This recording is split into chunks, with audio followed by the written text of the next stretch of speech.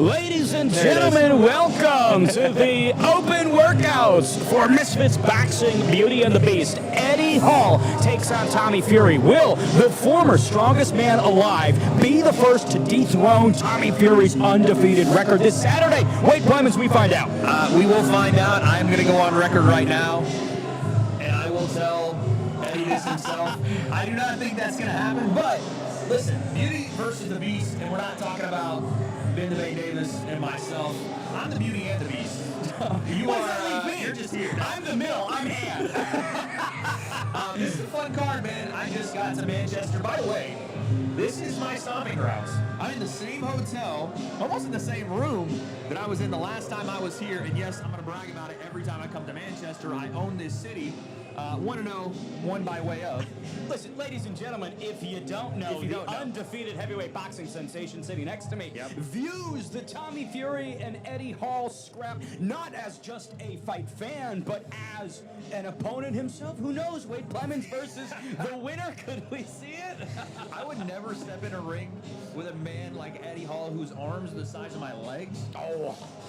And if I was going to step into a ring with Tommy, it'd probably be in some kind of reality TV show setting. I do want to ask, though, because you mentioned the weight, and that's going to be the biggest narrative this entire week. Over 100 kilos, I believe, separates them. Over 100 pounds separates them. I was like, yo. You know, I tried to use the metric system and instantly regretted it. It was like 250 It's like 250 pounds. Yeah, over 100 pounds separation. I mean, that's going to be a big deal. And Eddie is not just a normal athlete. He is explosive for like close to 300, maybe over 300 pounds. Very fluid mover. I've seen him throw a wheel kick, which is kind of insane for a guy of his size, like to even get his leg up.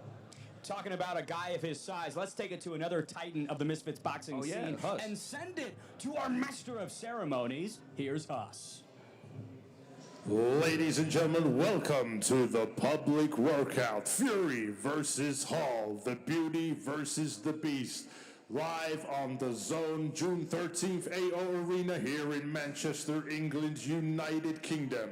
Brought to you by Misfits Boxing. And they're proudly sponsored by Jewel.com, Oosh, Boohoo Man, Killer Pablo, Cold, Ingersoll, and Sides. And now, ladies and gentlemen, let's please welcome to the ring first, Kalas Karim.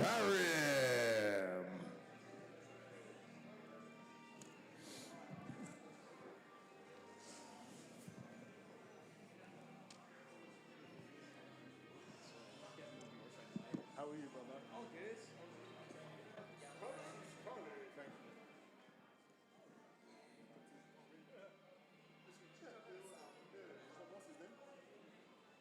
Misfits debutante. Yeah, listen, anytime we get guys that have experience to come on a Misfits card, you get the variety of what you want to see out of Misfits. I mean, when we started this was mostly just influencer boxers, and now we're building the base of Misfits through the Misfits cards like this to potentially build into Misfits Pro style events. By the way, we have one next week in Long Beach. I'll be there. Ben, I don't know.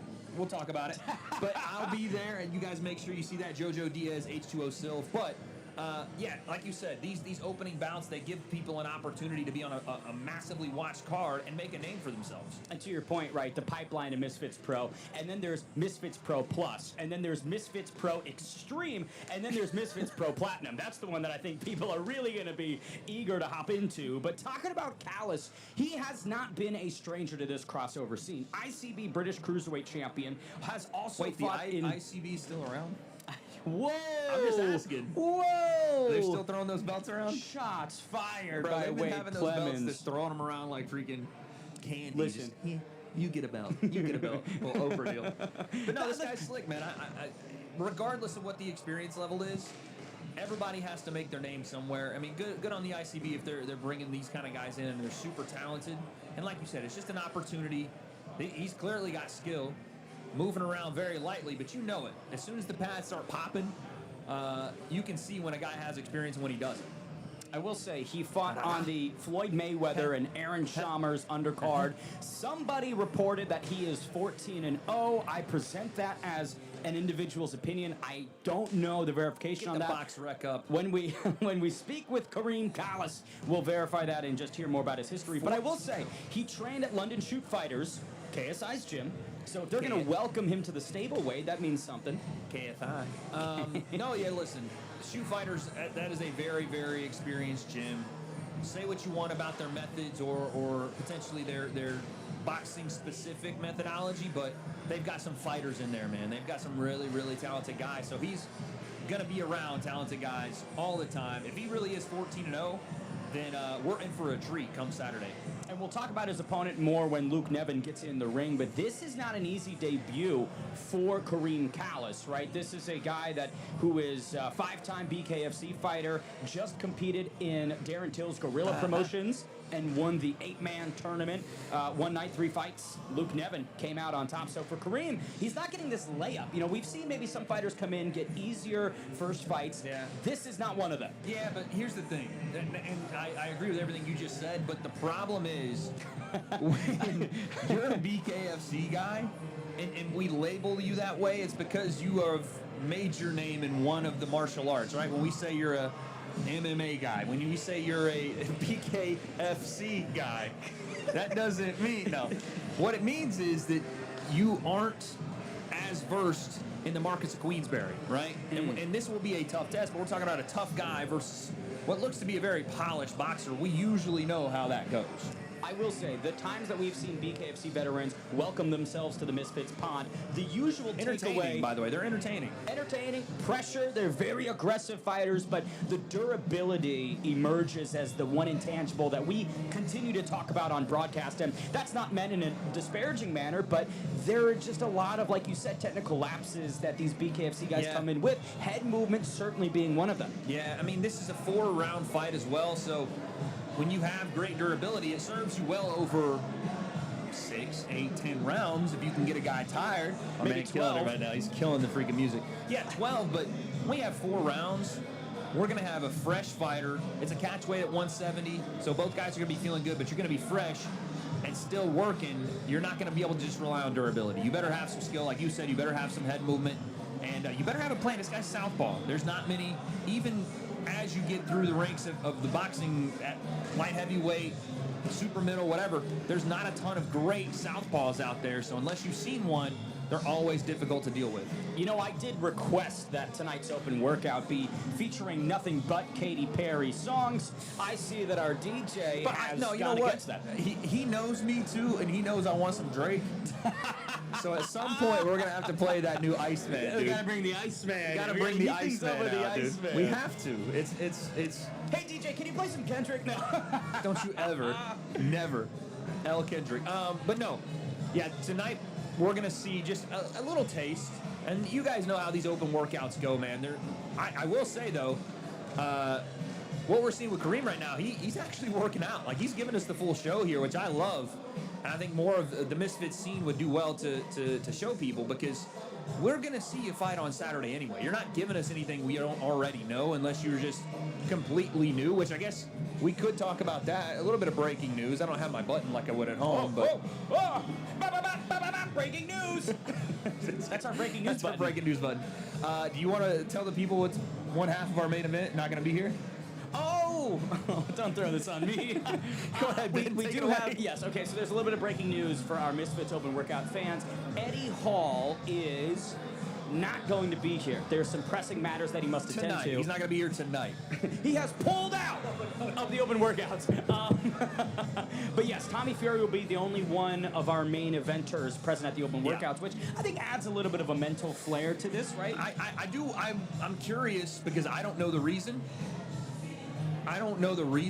But I want to think it's a little bit of mind games. Talking about mind games, we've got Kareem Callis, I believe, making his way up to us. I will say, we don't have a third chair or a third microphone, so This'll be hopefully interesting. we'll be able to Yeah, he can come on up. bring him up and bring him in. It's There he chill. is! It's so chill up here, dude. It's like Iceman chill, bro. It's not. It's as cold as an ice. Come on through, right here. You're going to go in the middle right here. You're going to go right between Top us. squad right here. Let's go, baby. All I right. love it. Oh, he is. Kareem, I want to talk about this real quick. You showed some slick movement on the pads, southpaw stance. You flew it in there. Talking about your open workout. Listen, man, obviously we can't show too much. So I just went in there, we done the basics, had a bit of fun, loosened up the muscles, and just showed a bit what we can in it. We can't show too much. I liked it. It's It was a fighting smooth. sport, you know what I'm saying? Exactly. But a game plan to everything, so Yeah. game plan comes on fight night, not today. All right, well, listen, man, we are very appreciative of you opening the workout that way. Quick question before we get right back to our open workouts. Can you tell us your official record? We were having some conversations. Well, I'm now 16-0, Oh, my Lord, have mercy. one draw. Obviously, Luke Nevin's team's got the audacity to say I haven't fought anyone. We'll see on fight night. If he thinks his fight is someone, he might be the first someone, I guess. I know what I'm capable of. I've worked on my craft, worked in the dungeon hard. Do you know what I'm saying? Discipline, training. And yeah, man, I can't wait to show my stuff on fight night, guys. Appreciate you, my I man. love it. Kareem, thank you so much, brother. 16 I'm so pumped for him, dude. I'm no so pumped. stranger to the squared circle. I'm Well, so pumped. to bring in his opponent, let's take it back to us.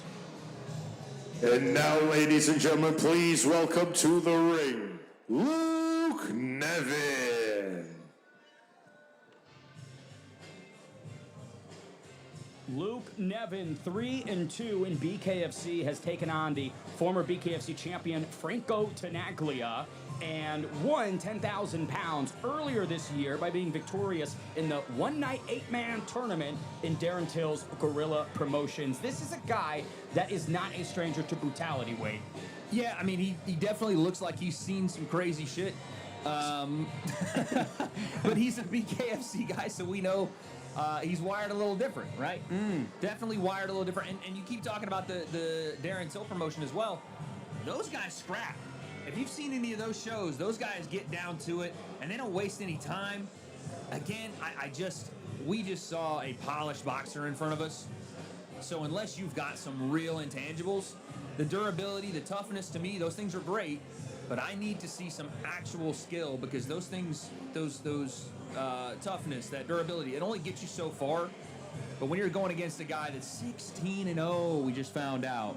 This is a guy in Kareem Collis who could be a gem, right? A dude on the scene that was waiting to be discovered. He just looked so comfortable. It had no issue talking, had no issue being the first guy out, smiling, taking it all in. Right now, he's getting a good look at his opponent.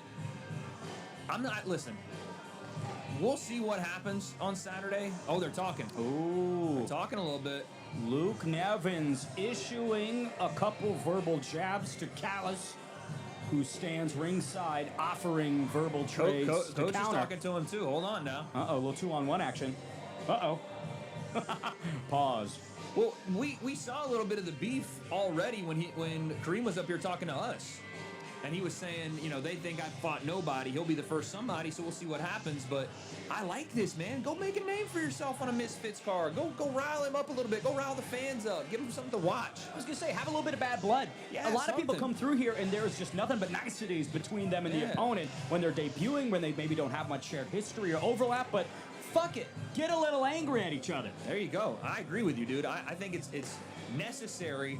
If you're trying to build an audience, so many people look at this Misfits platform and they think, well, because I'm on the card, I've made that's my big moment. They've won. Yeah, They've won just that's by my being big here. one. Now I just got to go fight. But if you really understand Misfits, you'll know that these days, the open workouts, the press conference, the weigh-in, they're, I wouldn't say just as important, but they're so important for people to see you. Now he's talking to him again. That's and twice. Here's a mistake, though, I think, from Luke. He cares more right now about what Kareem is saying on the outside. He's given him the opportunity to take over Luke's open workout. And we talk about mind games. It's clear that whatever Collis has done is getting in between Luke Nevin's ears. Yeah. And look at this. They've stopped their entire open workout so they can talk to him. Coach is laughing off whatever Callis's response was. Nevin's back to the center to resume the open workout. I will add this. In terms of historical context, Luke has a pretty interesting and compelling story. After high school at 16 years young, joined the Army, didn't feel like he had a strong direction for his life, served until he was 22 as a rifleman, went to Kenya for a deployment. For the guy, man. I'm rooting for him. And then after he finished his time inside the Army, fell into a bit of a depression with drugs, alcohol, substance abuse because he just similarly didn't feel direction or guidance or support.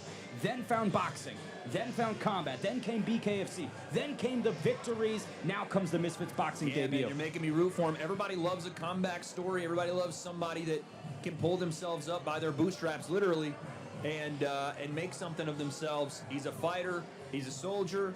And now he's looking to take on another battle. I can't wait. We're going to talk to him, I think, in just a second, but I can't wait to see this one. There's already some bad blood, it looks like. The first thing we have to ask is what's going on here? What became of this relationship and dynamic between him and Callis? Why? You know, I mean, I haven't really seen them. It's probably just competitive nature, man. But I think there has been some talking beforehand. I feel like there's been a little bit of stuff going on before. Here he is. The BKFC What's up, sir? veteran How are you, man? himself, Good to see Luke you. Nevins. Luke, how You are might you, have to sir? bend down just a little bit for that camera. There you go.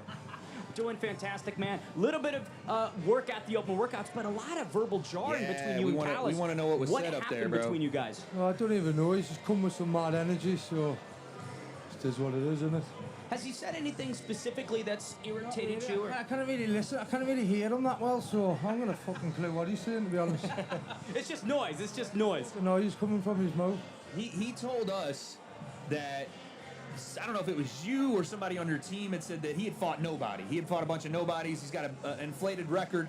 And when he was standing here with us, he said, you'd be the first somebody, so it didn't matter. I think he feels like you guys think he's not as good as he thinks he is. So has that kind of been what the beef has been so far between y'all? Listen, I don't even know enough about him, really.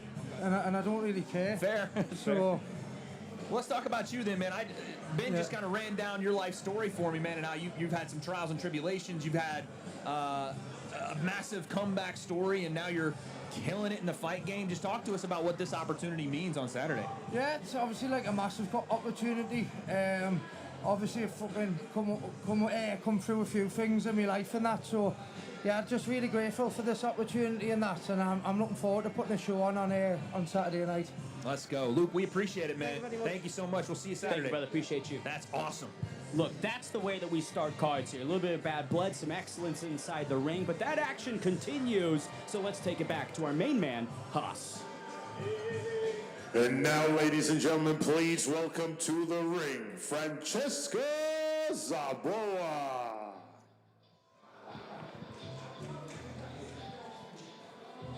Francesca Zaboa.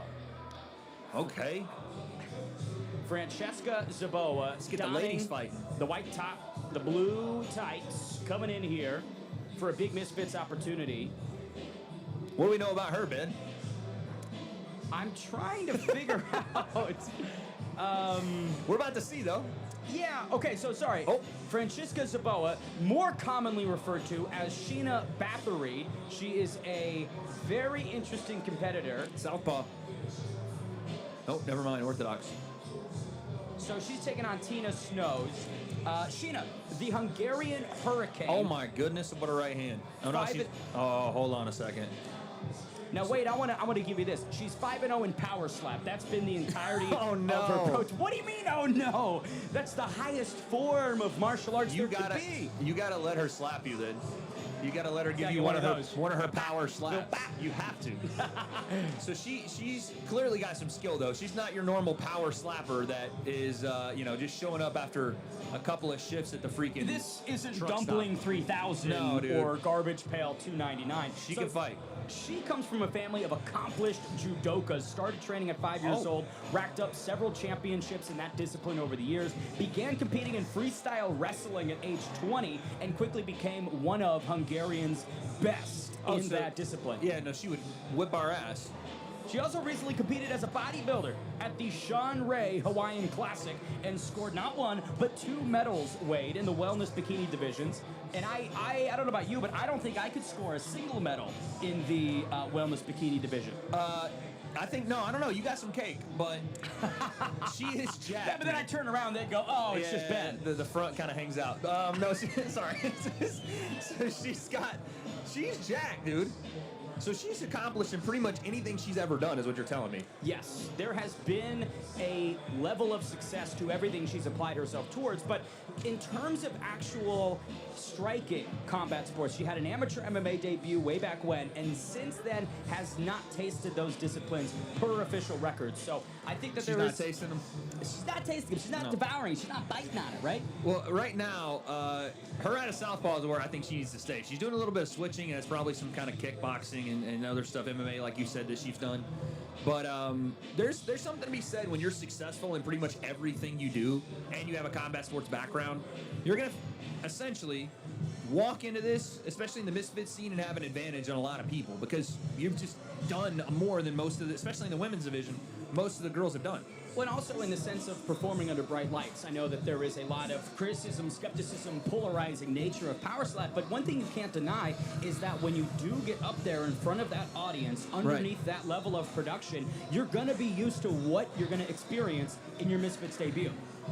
Yeah, I mean, again, you're a competitor. You've done not just sports, but combat sports in front of audiences. She just screamed like the Hulk. That terrified me. Yeah, you've done this before, and you already have a little bit of nasty too, right? Like, and I'm not talking, some of the nasty that the girls on our cards usually have. She's got some actual like spite in what she's throwing right now, and also that takes a little bit as a person. If you've never boxed and you're getting into this and you're a creator or you're one of these people in her crossover space and you have this question of like, oh, what happens when I have to go punch somebody for real? She don't have that, dude. She's just looking to take somebody's head off. That's the collision that we see so frequently, is content creators that turn to boxing and those who are in combat sports that now find themselves in the trenches of content creation. It's such a weird thing too, because we've seen it on Misfits. We had Paige Van Zant come in, and we had known her for so long in the MMA space, and she walks in and gets floored by Elle Brooke, like stone cold right hand, drops her on the, and there she goes again. She-Hulk. She's nickname. Fired up, baby. She's fired up. But that's what I'm saying. You just never know. I can be talking all this shit, and ultimately, it means nothing, because just because you have the combat sports background, some of these Misfits fighters will surprise you. Looks like Sheena Bathory, the Hungarian Hurricane, has wrapped up the OW. She'll come over and chat with us shortly. Her opponent, Tina Snows, is on tap. To those in the crossover space, Tina Snows is a known commodity, someone that's been working their way up through the similar channels of Kamal Karras, right, in the ICB, in the DKM, the UCC promotions. So she's no stranger to this realm, but in terms of strength of schedule, right, and just the level that I think Sheena Bathory's at, Tina's taken a step up. This is not just, I'll be honest with you, I'm not familiar with Tina's work. I've seen Tina before around the events and things, but unless she has a crazy natural aptitude, this is going to be very difficult for her. This could turn into a one-sided 18-wheeler, one-way traffic, getting run over. All diesel. all diesel, yes. I genuinely, I got to see her in her open workout, she because is breathing heavily on the steps. I got to see her in her open workout, because I don't know what's about to happen. Yeah, here we go. All right, as we bring Sheena Bathory in, let's get her opponent inside the ring. Here's Haas.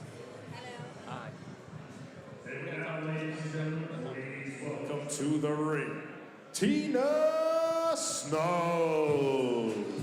So as we get Tina Snows into the ring for her open workout, we've got her opponent, Sheena Bathory, here. Sheena, 5-0 in power slap, but now you make your pro boxing debut. How do you feel? Well, it's definitely challenging for me since I don't have boxing background and fucking love the challenges, It's a new field. I'm very, very excited, so I really want to show the world that I have a place here as well, not only in power slap. A lifetime of combat sports experience, starting in judo, then freestyle wrestling, then your amateur MMA debut in 24, 5-0 in power slap. I mean, you have turned over so many stones in the combat sports world. Well, I have ADHD, so I need many, many stimulus, for my brain. If I'm doing only one thing, I'm getting bored. That's the truth. And boxing is involved in MMA, so it's gonna have both benefits, Yeah, we were talking, and I was saying earlier, you've accomplished so much. You've been successful in pretty much everything you've done. How will this compare, do you think? To compare? How will the boxing compare? Everything is a stepstone in my life. I'm here to, I would say I was born to bring out the best of myself and just here to unleash my highest potential. That's my biggest drive. I gotta ask you, what do you think of your opponent, Tina? It doesn't look like the skill level is even remotely similar. I don't know, Yeah. maybe I'm wrong. But what do you think about her skill level and even what you're seeing now with her in the ring? Yeah. So Tina, I never underestimate any of my opponents. Come on, Wade. You know? I'm sorry. You- I'm just. You never know You never what's know. they True, drive. true, you know, true. like sometimes I saw in MMA like some chicks get underestimated because they were not on the highest skill level, but they were fighting actually for their kids because they were single mom or something. You never really know what spirit she's carrying, you know? Actually, she has a courage. So many opponents in the past pulled out, you know? Yeah, okay. She didn't. So I have lots of respect for this girl, you know? But it doesn't mean like I don't want to smash her. I will say, on a technical note, right, when you watch her fights back That's what we and wanna you hear. see some of her skills, what stands out to you, both positively and negatively, about Tina? About Tina, I mean, look, she's taller than me, so obviously I need to get the better frame. Like, I don't know. Look, she's fast. She got a nice skirt. You guys have a nice skirt. It's a good-looking skirt. Yeah, it's a good It could compliment. be a Lulu. It could be a Lulu. She's got a decent No, I outfit think on. she's cute. Honestly, I'm not really the type of trash talker, so No, I think know, I like- like the honesty. I think the honesty's good. yeah. I mean, You're still, like you said, you're still look, gonna go look, smash her. We both sign up for violence. That's why we are here. So I'm not going to hold back. And I want to ask her. She doesn't hold back either. I love that. Speaking No of- holds barred. Speaking of not holding back, are we talking knockout? Do you think early? Do you think like in your mind? How does it play out? Well, I think every combat sports highlight is the knockout, right? course. That's a clear win, and that's why I'm here for it. Talking about the knockout, you have 2 TKOs in Power Slap. How do you feel your power will transfer over into the squared circle? Yeah, so definitely my right hook is one of the toughest throw. But you know, I also want to use some technique. I'm not here just to walk up. And, Hopefully. yeah, I mean, I'm not just here just to go up and just use like a poor strength. Like I want the people saying like, even she has no boxing background, but actually she is looking like boxing. You know, especially for females. I would say female never gonna reach that level of boxing like male. So that's another huge motivation for me. So that's my drive. I love it. Well, Awesome. Sheena, thank you so much for the time. Best We of luck. appreciate it. Good luck. Listen, I don't want to be mean, and we're gonna talk to Tina in a second, and she's gonna get all my respect. But my goodness gracious, this might be 30 seconds. There is a huge discrepancy, seemingly, in the competency, right? You see in Tina's movements, there's very beginner level tendencies that I think she still has. And when it comes... Tendencies. How would you describe it, Wade? How would you? How many fights does she have? I believe Tina has had at least 4, Okay. possibly 4. All right, maybe I got the glasses on for a reason. I'm really trying to see. It's the Wade Clemens eyesight. That's really I what's guess. playing into effect. But you know what she said makes sense though. You can't underestimate anyone, and what an open workout doesn't show everything. Who knows how people how they react when they get hit in the face, right? What? How many times have we seen in? I believe they're doing 4 rounds, right? Yeah, So 4 in that twos. type of a setting, 4 where twos. you can just out physical, out determine your opponent, right? You swarm, you clinch, you chip away. Swarms later on the card. We'll get to him. We'll get to the big swarms. But I think there's avenues to victory. But yes, to your point, Wade, it does seem like just off the optics alone and the open workout, which you can't take away too much. Tina You can Snows, take away some though.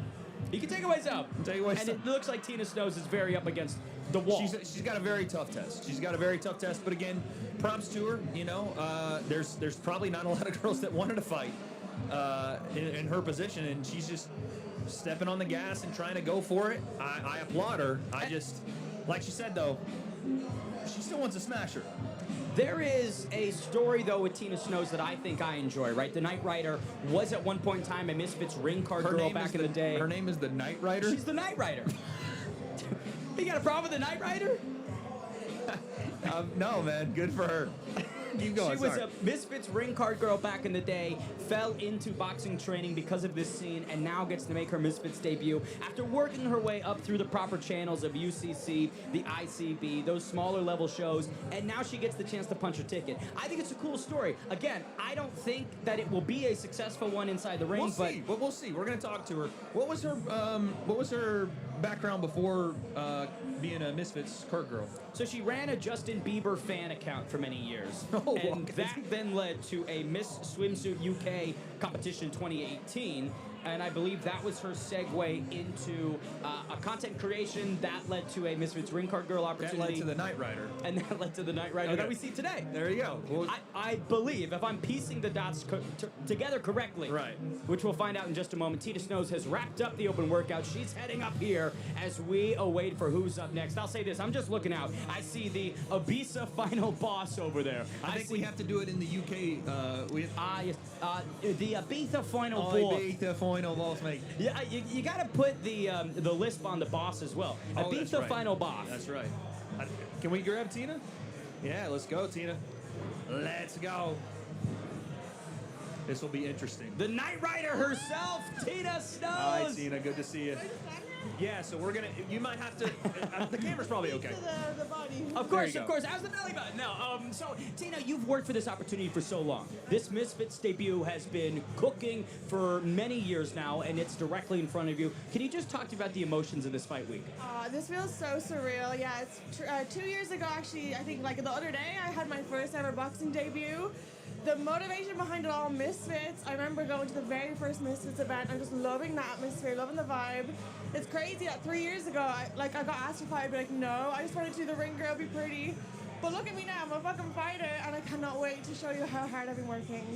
I love it. Stick with us, Tina. We're going to get the next fighter in the ring, but we'll keep chatting with you. Let's take it back to Huss. And now, ladies and gentlemen, please welcome to the ring, Little Belsie. Yes, stay here.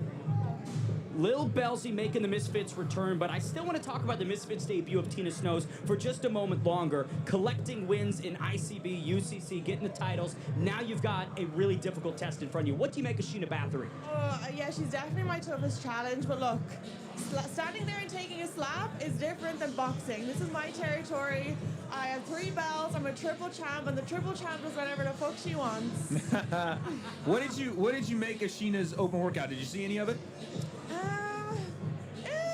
I did see it, but... What do you think? She's not impressed. She's not impressed with. You're not impressed? No, I think she's quite like slow on her feet. All that muscle's gonna weigh her down. She still has to lose like 6 kilos, so good luck, girl. I don't even know if she's gonna make weight, honestly. That is a lot to lose. That's an important part of Yeah, this. she does have a lot to lose, but I'm here to win, so that's the difference. Give us your prediction. Of what, our fight? Yeah. What do you think happens? How's it play out?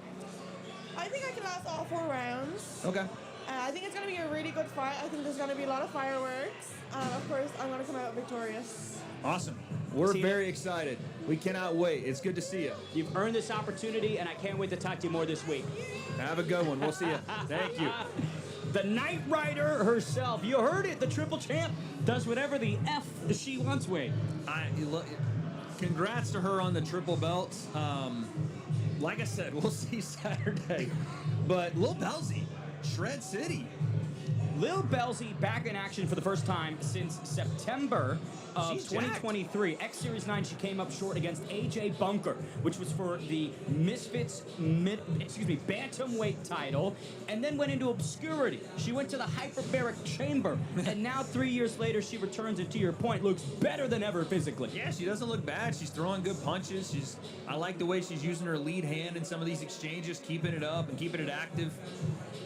Having some fun with it. You gotta enjoy the moment, right? You have to soak all this up. For sure. And I think more fighters would be better served to have a bit of fun on their open workouts while entertaining the crowd, because that's ultimately what they're here for.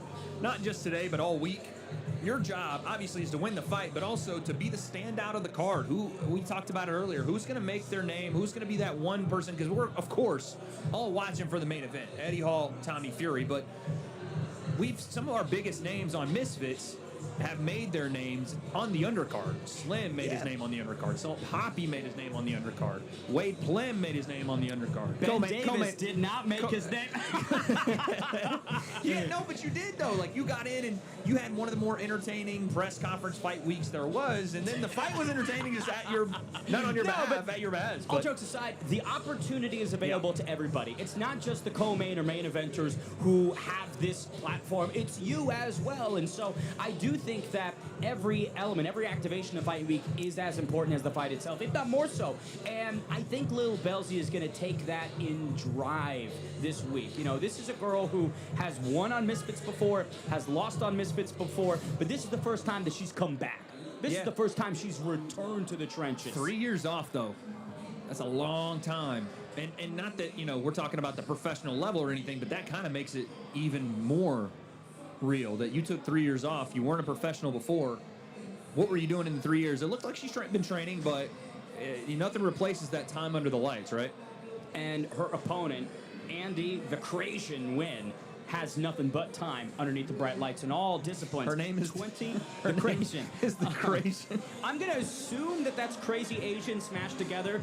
We'll talk to Andy when she comes in after her open workout and just get some clarification. But either way, Andy Wynn has had 20 pro MMA bouts, competed in Bellator, in Ryzen, has a myriad of pro Muay Thai bouts and bare knuckle bouts as well. So, for Lil Belzy to come back in action against a very tenured combat sports pro, it proves that either she's very stupid or incredibly confident in what she's been doing in the last 3 years. Listen, we had a little bit there from her, but I liked it. It was a lot of straight punches.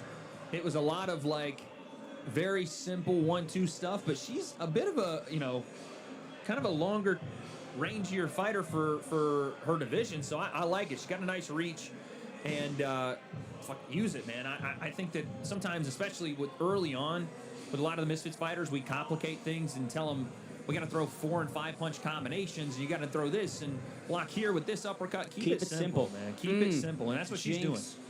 That's what she's doing, and I like it. Even, you know, she had a little bit of a shout out to BJ Flores, a little bit of a long guard there too. Like these kind of things that just make it difficult to be hit can gas out a person. It's another 4-round fight? Yeah. And we've seen another Misfits fighter truly embrace the simplicity and make the most of it in Carla Jade. Carla Jade fights very fundamentally. It's straight, it's 1-2s, it's very long, and it seems like that's what Lil Belzy has adopted as she makes her return. 3 years on the shelf, but clearly no dust accumulated. She has pounded it all off, Wade. Okay, let's take it back to the master of ceremonies to bring in Andy the Creation Win. Here's Haas. And now, ladies and gentlemen, please welcome to the ring, Andy the Creation.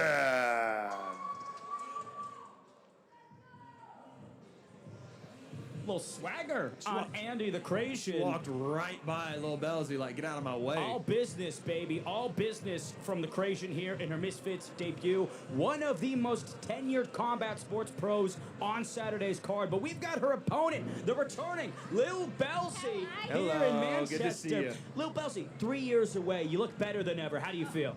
I feel amazing. Hey, I've had the best camp. I come over here about 5 weeks ago from Oz. And look, I've got an amazing corner. I've got former world champion Scott Quigg. I've got current world champion Desley Robinson, you know. So, and I've got an amazing assistant coach from back home, Chris McCullen. So, I haven't felt this good. So, yeah, I'm just ready for Saturday night. I mean, look at the expression. She is fired up. And you can tell, like, she believes that these 3 years have not gone to waste. She's put herself around world champions. She's really dedicated herself.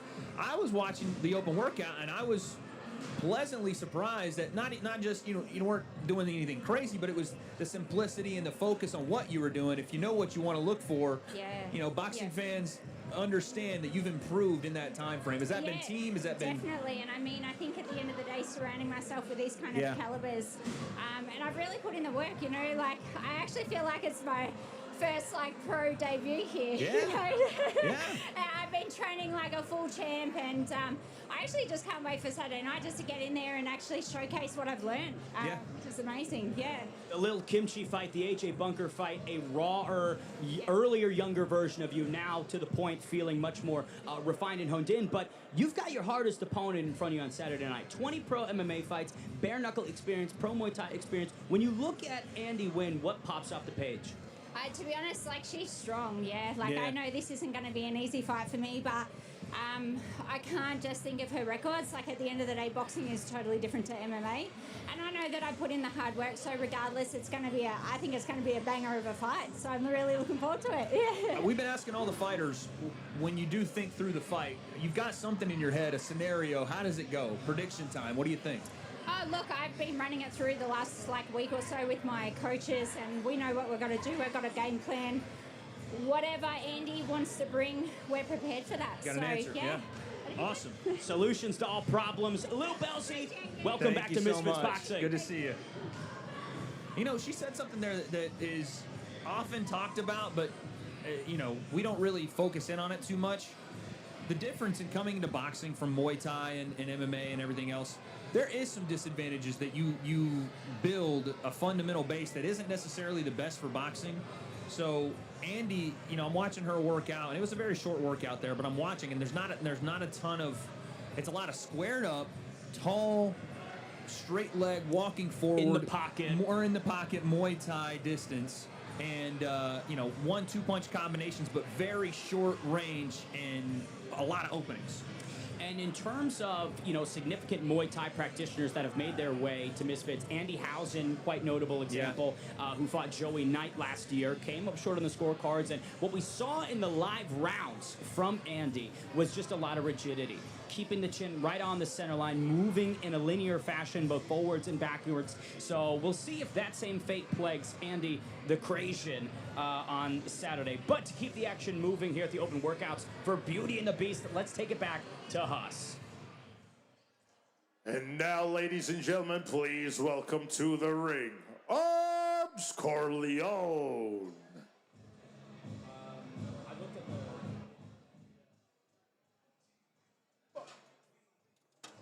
Here he is, Arms Corleone. An interesting history here in crossover boxing for Arms Corleone, but while most have opinions, one thing cannot be questioned. This guy's power is off the charts, Wade Clemens. Yeah, dude, he's a freak athlete. Arms is. We've known it for a while. He's had a bit of a layoff now, as we're going to bring in the Crazian and talk to Andy really quickly as well. Come on over, girl. Come on over. We're going to have you go right back here. Here she is, Andy, the Crazian win. Andy, how are you? Hi, Andy. How are you? Fantastic. Now, we saw a lot of very strong power punching from you in that open workout. Can you tell us a little bit about the skills that you put on display? Well, I know she's long, she's taller than me, so, You saw her in the open workout, Yeah, too. yeah. Very long range, long guard, all that. so just trying to get inside, that's about it, Yeah. You stormed across the stage to your open workout. All business, a mask of just getting the job done. Can you talk about the emotions here with your Misfits debut? Well, I took this fight in 2 weeks' notice, so I'm taking it serious. You kind of bossed her out a little bit. Kind of was like, get out of here. It's my turn, Yeah, Get it's out of my okay. way. Your show, right? It's Yeah, your show. exactly. There you go. That makes sense. Listen, you talked about getting inside. How do you think your Muay Thai background, your MMA background is going to make a difference in this fight? She has boxing, but not as much boxing experience as you have entire fight experience. Yeah, I think experience is my advantage, and that's about it. So can't tell you guys too much. That's why you guys got to tune in Saturday night. She's good. She's very good at her job. Keeping the mystery. I will say, have you had the chance to run into Lil Belsey? What do you think of her? Have you guys exchanged anything verbally? We never exchanged anything until she got off the ring, and I was waiting for like a smart, murk or something. She was waiting on I was it. waiting. She smiled. And I can't help but smile back. Oh! I know. You can't fake it though, right? I know, and you just I gotta can't. treat the moment you're how right. it is. I should fake it till I make it, but Hey, it's the authenticity, the pleasantries. Yeah. All good in my book. And who knows, maybe it'll heat up as the week goes on. exactly. She's ready for it. You can tell that. She wants it. She wants ready it. for I it. love it. Well, Andy, thank you so much for the time. We look forward to seeing you tomorrow. Thank you. Good luck to her. I like that. I like authenticity, man. I like honesty. Like you can fake it, But and people can sometimes- tell. But people can tell. Speaking of, I don't want to say it was fake. Speaking of faking I don't want to say it was faking. I don't want to say it was faking it, but I did see a clip from the face-to-face today with Arms and Stacks. First off, love the names of this fight. Big Stacks. Big Stacks versus Arms, and I'm so upset that Arms dropped the last name. I actually want to ask him why he dropped the last name. His last name's not Corleone? Well, I don't know if it is, but it's now just Arms. He's going by one name. Really? It's like Bono. Yeah, or Zendaya. Or Zendaya. Or Sting. Okay, well, you can do it. Just But name I people. loved the Arms Corleone. It made me feel like he was like a mafia boss. Yeah, like you a know? Godfather Part 2 Like, yeah, Arms ensemble Corleone. member. Yeah. He is the enforcer, bro. If you were a Corleone, what would you be? He's Arms. Clearly, he's jacked. Okay. If I was a Corleone, if I was in the Godfather, If you were in the Corleone family, he's already got arms taken. What body part are you going with? I would be Bimbo Corleone. Bimbo Corleone. I was going to say Hair Corleone. Oh, Hair Corleone? That could also be Yeah, true. Hair I guess we're Corleone. going body part. I'm Neck Corleone. It Neck has to be. Corleone. Neck and Bimbo.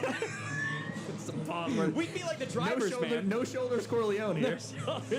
God, Corleone he's family. taking his shirt off. Look, the thing that always bounces off my eyes from Arms Corleone is the Ben physicality. almost had a stroke. Ben saw Arms take his shirt off. Almost had a stroke. But I will say, the physicality is never the problem. The thing that has plagued Arms Corleone maybe has been putting it together, the technique. I think that No, this it's been his gas tank. gas tank, he's got stretchered been out stretchered after twice. winning the fight. Twice he's been stretchered out. So yeah, man, the gas tank is going to be the big issue. How long are we going? It's got to be a 4-rounder. It's 4 Yeah. 10-second rounds. So I think that really works in Arms Corleone's favor. Arms has got to find a way to like calm it down early and have some gas for later on. I mean, he's had a long layoff. I don't know if he's worked on that. It doesn't seem as though he's lost a ton of muscle.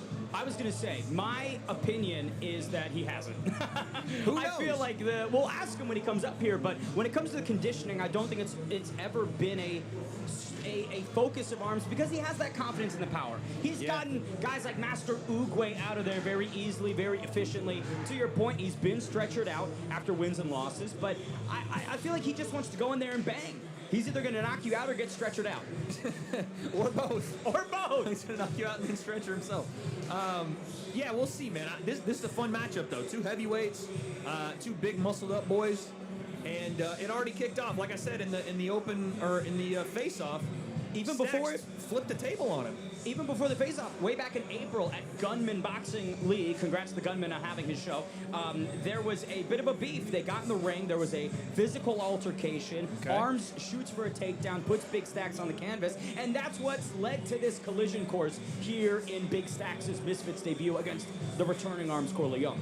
Yeah, I mean, anytime we have real, actual beef, it makes these kind of fights, especially at heavyweight, way more fun. I don't expect this to go the distance. If it does, well, I shouldn't say that because anytime anyone says that, we get A very heavyweights boring, that throw so much in the first round and then it's just like a slot fest until it's over. That could be the case here as well, but I want to see detonation, man. The real question for me is going to be Big Stacks' durability because Arms Corleone is going to touch him. He is going to connect on one of these big power punches. How will Big Stacks be able to consume I just it want to see consume it. and move forward? I just want to see consume it. Can he consume Arms or can he not? Wait, that's the question. Pause. Can he take him? Can he take him? I just want to see if Stacks can box. Because I just don't know. Like, 'cause if Arms is going in there against just another big guy, Arms will probably hit him and hurt him. But can Stacks box at all, or is he just, tough man, whatever, I'm signing up, let's do it type of thing? And that can be its own fun thing as well. We'll get a crazy scrap out of it. But can Stacks actually throw punches and avoid punches? That is the question, right? Big Stacks is a guy He doesn't who have to be a super powerful guy. We have Chase DeMoore, who's our Misfits heavyweight champion, and he doesn't throw everything technically sound. He's been a guy that we've said for years now that it doesn't matter how hard he throws. He's a heavyweight. If he touches you on the chin, you're going to sleep. All right, I believe we might be getting Arms Corleone up here on the stage. We can chat with him about the conditioning. We can chat with him about the layoff. Big Stacks, the question you brought up is can he box? I know he can fight. I know he's a scrapper, right? Big Stacks has a pretty documented past in gang culture, served prison sentences, has gotten into street brawls before, but like we've talked about so many times, that is not boxing. We'll see what Big Stacks has in just a moment when he bring him in for his open workout. Here's Haas. And now, ladies and gentlemen, please welcome to the ring, Big Stacks. One thing is absolutely for sure, the big in Big Stacks is earned in full. That is a large man, Wade. Yeah, he's a big dude, man. That guy looks like a defensive end in the NFL. That dude, I mean, he looks like one of the freaking Bosa brothers walking around. That might be a very small reference. Arms, come on in, bro. Come on in. Here Arms. he is, Arms Corleone, back in action. Do we even this have the Saturday. camera? Arms Corleone. Yeah, I was gonna say, why did we lose the last name? I love Corleone. Why are we not keeping it, man? I want to be a part of the Corleone family. We're keeping it. Because they got you. They got you as family. That's what I'm Corleone saying. family, exactly. But you gotta say Corleone. Corleone. They You know call what me I'm No saying? Shoulders Corleone. He's Hair Corleone. Your arms. There we go. There we go. Excellent. But Arms, we want to talk about you coming back into this and what skills you've added. How do you feel your game's leveled up since we last saw you? Well, sorry, what's your name? Ben. Ben, nice to meet you. What's your name, sir? Wade. Wade, nice to meet you, Wade. Well, what I can say is, the hiatus that I took is giving me enough time to reflect, think about what I truly want to do, if I want to, immerse myself into this sport, into this amazing art form, and do it justice. I know this is influencer boxing, but I love the art of boxing. I love doing it justice. I want to do it justice. I want to come here and represent the sport of boxing properly. So I've just been in my gym, London Street Fighters, big up my generals, my coaches, Coach Alexis, Marius, Paul, and my teammates. But I've just been in a fire, so to speak, and just really, really want to work on my skills and just come out here and just represent boxing. Not just on an influencer platform, but as a sport, representing the old school guys, Jack Dempsey, Jack Johnson, Muhammad Ali, all these you guys. fell in love with the sport. Don't get older, baby. Don't get older than those names. You can tell. Yeah, I've been doing my research. I've been, You've been watching. just studying. Yeah. It's because you have to capture the essence of the sport itself. Yeah. Not come here and just, make a fool out of yourself just because you're on a influencer platform, whatever. You gotta do it properly, you know what I mean? Because there's a lot of great talent out there, great talented boxers, and they would kill to be in this position. So 100%. being given this position, I've got to represent well. Dr. Arms Corleone getting a PhD in the sweet science. I love it, dude. Thank you, man. Yeah, I love the sweet science. I love the technical aspects of it. When my coaches teach me something that makes sense and how I'm learning to move my body in a certain way, honestly, it's amazing because I'm a bodybuilder by nature. That's how I started with. And bodybuilders, I'm supposed to move a certain type of way, but I thought, fuck that. Sorry for my language, but I thought, nah, man, I want to be able to move, my body how it's supposed to move. I don't want to be stiff and, invisible lat syndrome, all that shit. Fuck that. Well, I was going to say, speaking of stiff, your opponent's in the ring. What do you make of him? You guys have kind of kicked off going back to April and then today with the table flip and the whole thing. What's going on, man? I mean, listen, I haven't kicked off. Listen, this is my job. Yeah, he was the one flipping it. This is my job, so to speak, and it's just another day in the office, and you're asking me what I think of it, but it's cool. He's got a basic form. I'm not gonna knock him. Boxing is a very, very hard sport, and sure. Anybody that steps in the ring has to be commended, for stepping out of their comfort zone. But it's good to see. I mean, it's great. I'm sure he's got power. He knows blows, but. There seemed to be some friendly nature between you guys, posing for a photo at Gunman Boxing after that altercation in the ring, but he's made so many social media jabs and has talked a ton. Has any of this maybe soured the relationship, or is there anything personal added onto this? No, it's never personal. It's always business, man. It feels personal to him. It but does. I feel like it does. he's coming in to fight. I mean, that's just I'm just coming here to he's fight. flipping tables. Exactly, He's going crazy. Exactly. Like, I'm just coming here to do my job. But at the end of the day, this is work for me. We're all working right now. Yep. This is what I'm doing. It's part of my job.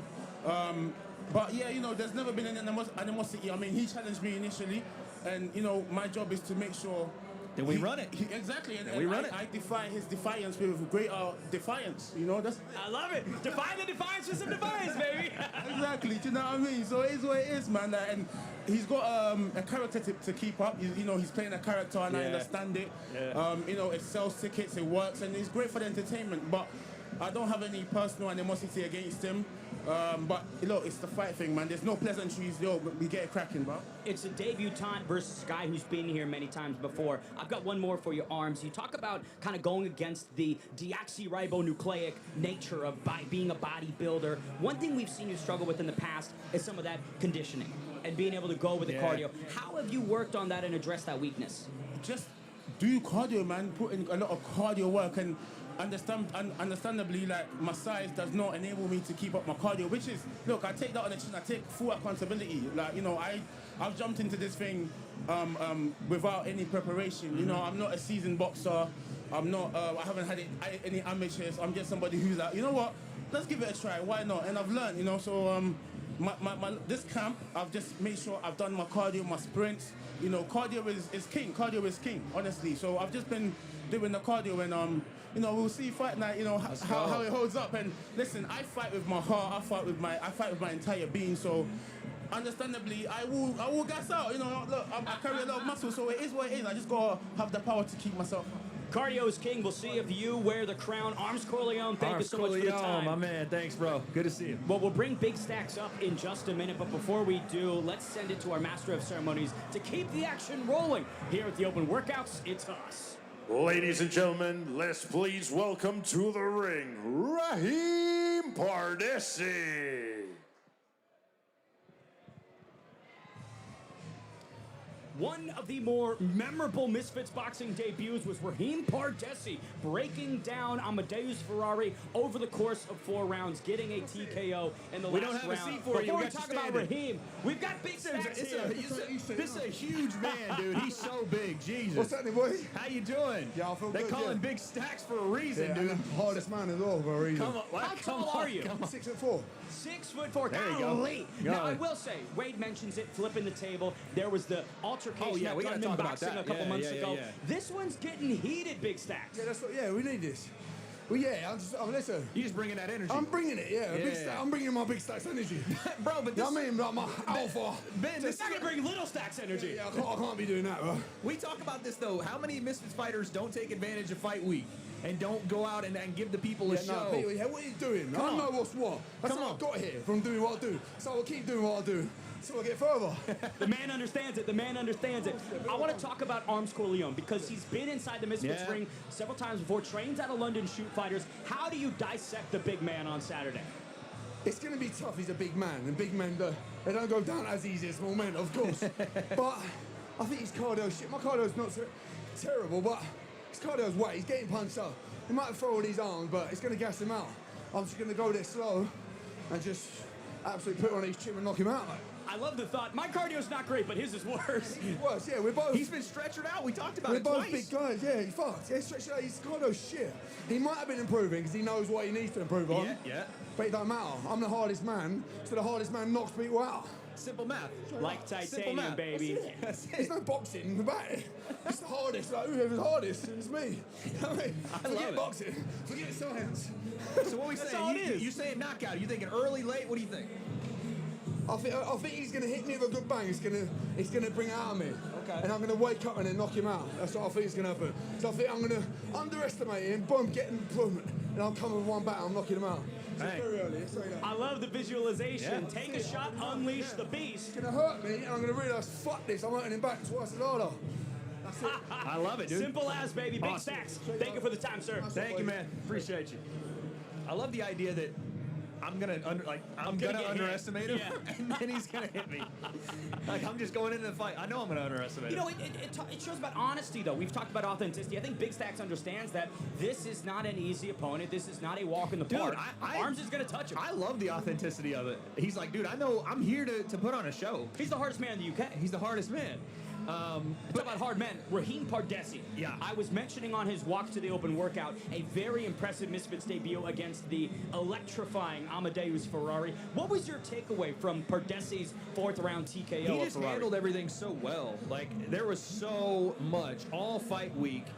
There was just, I don't know, man. You know how you know how Amadeus is. He likes to terrorize people during fight week. Like he makes you think we're not even gonna fight in the ring. We're gonna fight in the street. I'm gonna fight you at the press conference. You know, and there's just so many opportunities for you to lose your composure, for you to have this adrenaline up, and that didn't happen. And Pardesi on the night just punished him. And was talking that stuff to him. Like, he showed up on boss timing and made him eat his words. He showed out, dude. I I was so impressed with him. He poured some acid in Ferrari's gas tank and corroded the machine that is the Polish man. Look at him. There's Raheem. They're doing jokes He's making now. some jokes over. I believe that's Adam Brooks' knockout of Rhino. Yeah. But again, you love this kind of stuff because they're playing into what it is that makes Misfits so entertaining. Adam Brooks is just a good guy. You can't really like talk mean It might be the biggest difference in opponent like trash talking vibe going from Amadeus Ferrari to a guy like Adam Brooks. You can't really like try to get in the weeds with him because he's not that type of guy. So you have to have some good-hearted fun. But again, at the end of the day, we're still boxing. And Raheem has shown a very, very high-level understanding of the sport. He's also got a dog in him, too. Like, he shows up. He's already faced a younger, I don't want to say more dangerous, but Amadeus is dangerous. He's a wilder fighter. style. There's this He's explosive. And so he's slain that dragon. What Adam brings is a bit more fundamental, a bit more, no pun intended, conservative when he does box, but he's a tough guy as well. I just, as much as I like Adam, I just think that Raheem's got way, way, way too much. No pun intended, but Adam Brooks wings with the right hand quite quickly and usually. Yeah, he leans right. I know, but for Pardesi, to your point, I think that composure, the ability to withstand what Ferrari threw at him both during the fight week and on fight night inside the ring is really impressive to me. And for Adam Brooks, he's talked about this being the last ride. This is the final dance. Which and I don't like hearing that. It worries me, man. But then again, we're not talking about professional fighting, at least in terms of like the highest level. When you start hearing high-level, champion-level guys say, this is my last one, they maybe have lost the edge. Adam, I don't think he's ever really considered influencer boxing before it happened. He was already a grown man, already had an established career. Yeah. So him saying it doesn't really bother me as much. But it still is a worry when you're sort of, you're going into a fight maybe checked out on what happens after.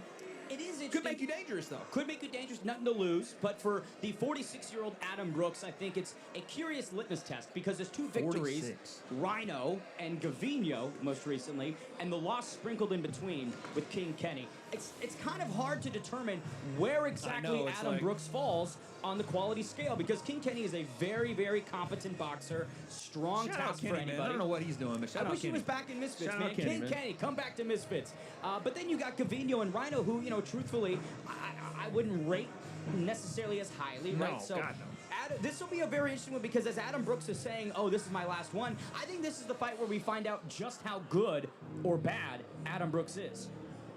Yeah, we'll see. We'll see. I like I said, I like Raheem in this fight. I think he's very, very game. I think he's got a massive fan base too, and like a real opportunity to take over like a portion of the world and have that be his audience here on Misfits. And we saw that the last time he fought. Yeah, There was a lot of crowd hype. showed up, like at the venue, let alone online. I know online the hype was crazy as well. So you're going to see something very similar, I think, this time. Raheem Pardesi, the Scottish, Pakistani comedian, actor, singer, content creator, and boxer, is a needle mover. That is for certain, and we'll bring him up in just a moment to talk about what evolutions he's made since his debut against Ferrari, what he thinks of Adam Brooks, and most importantly, how his week's going. How he's doing. All right, well, let's get Adam Brooks inside the ring as we take it back to Haas. And now, ladies and gentlemen, please welcome to the ring, Adam Brooks.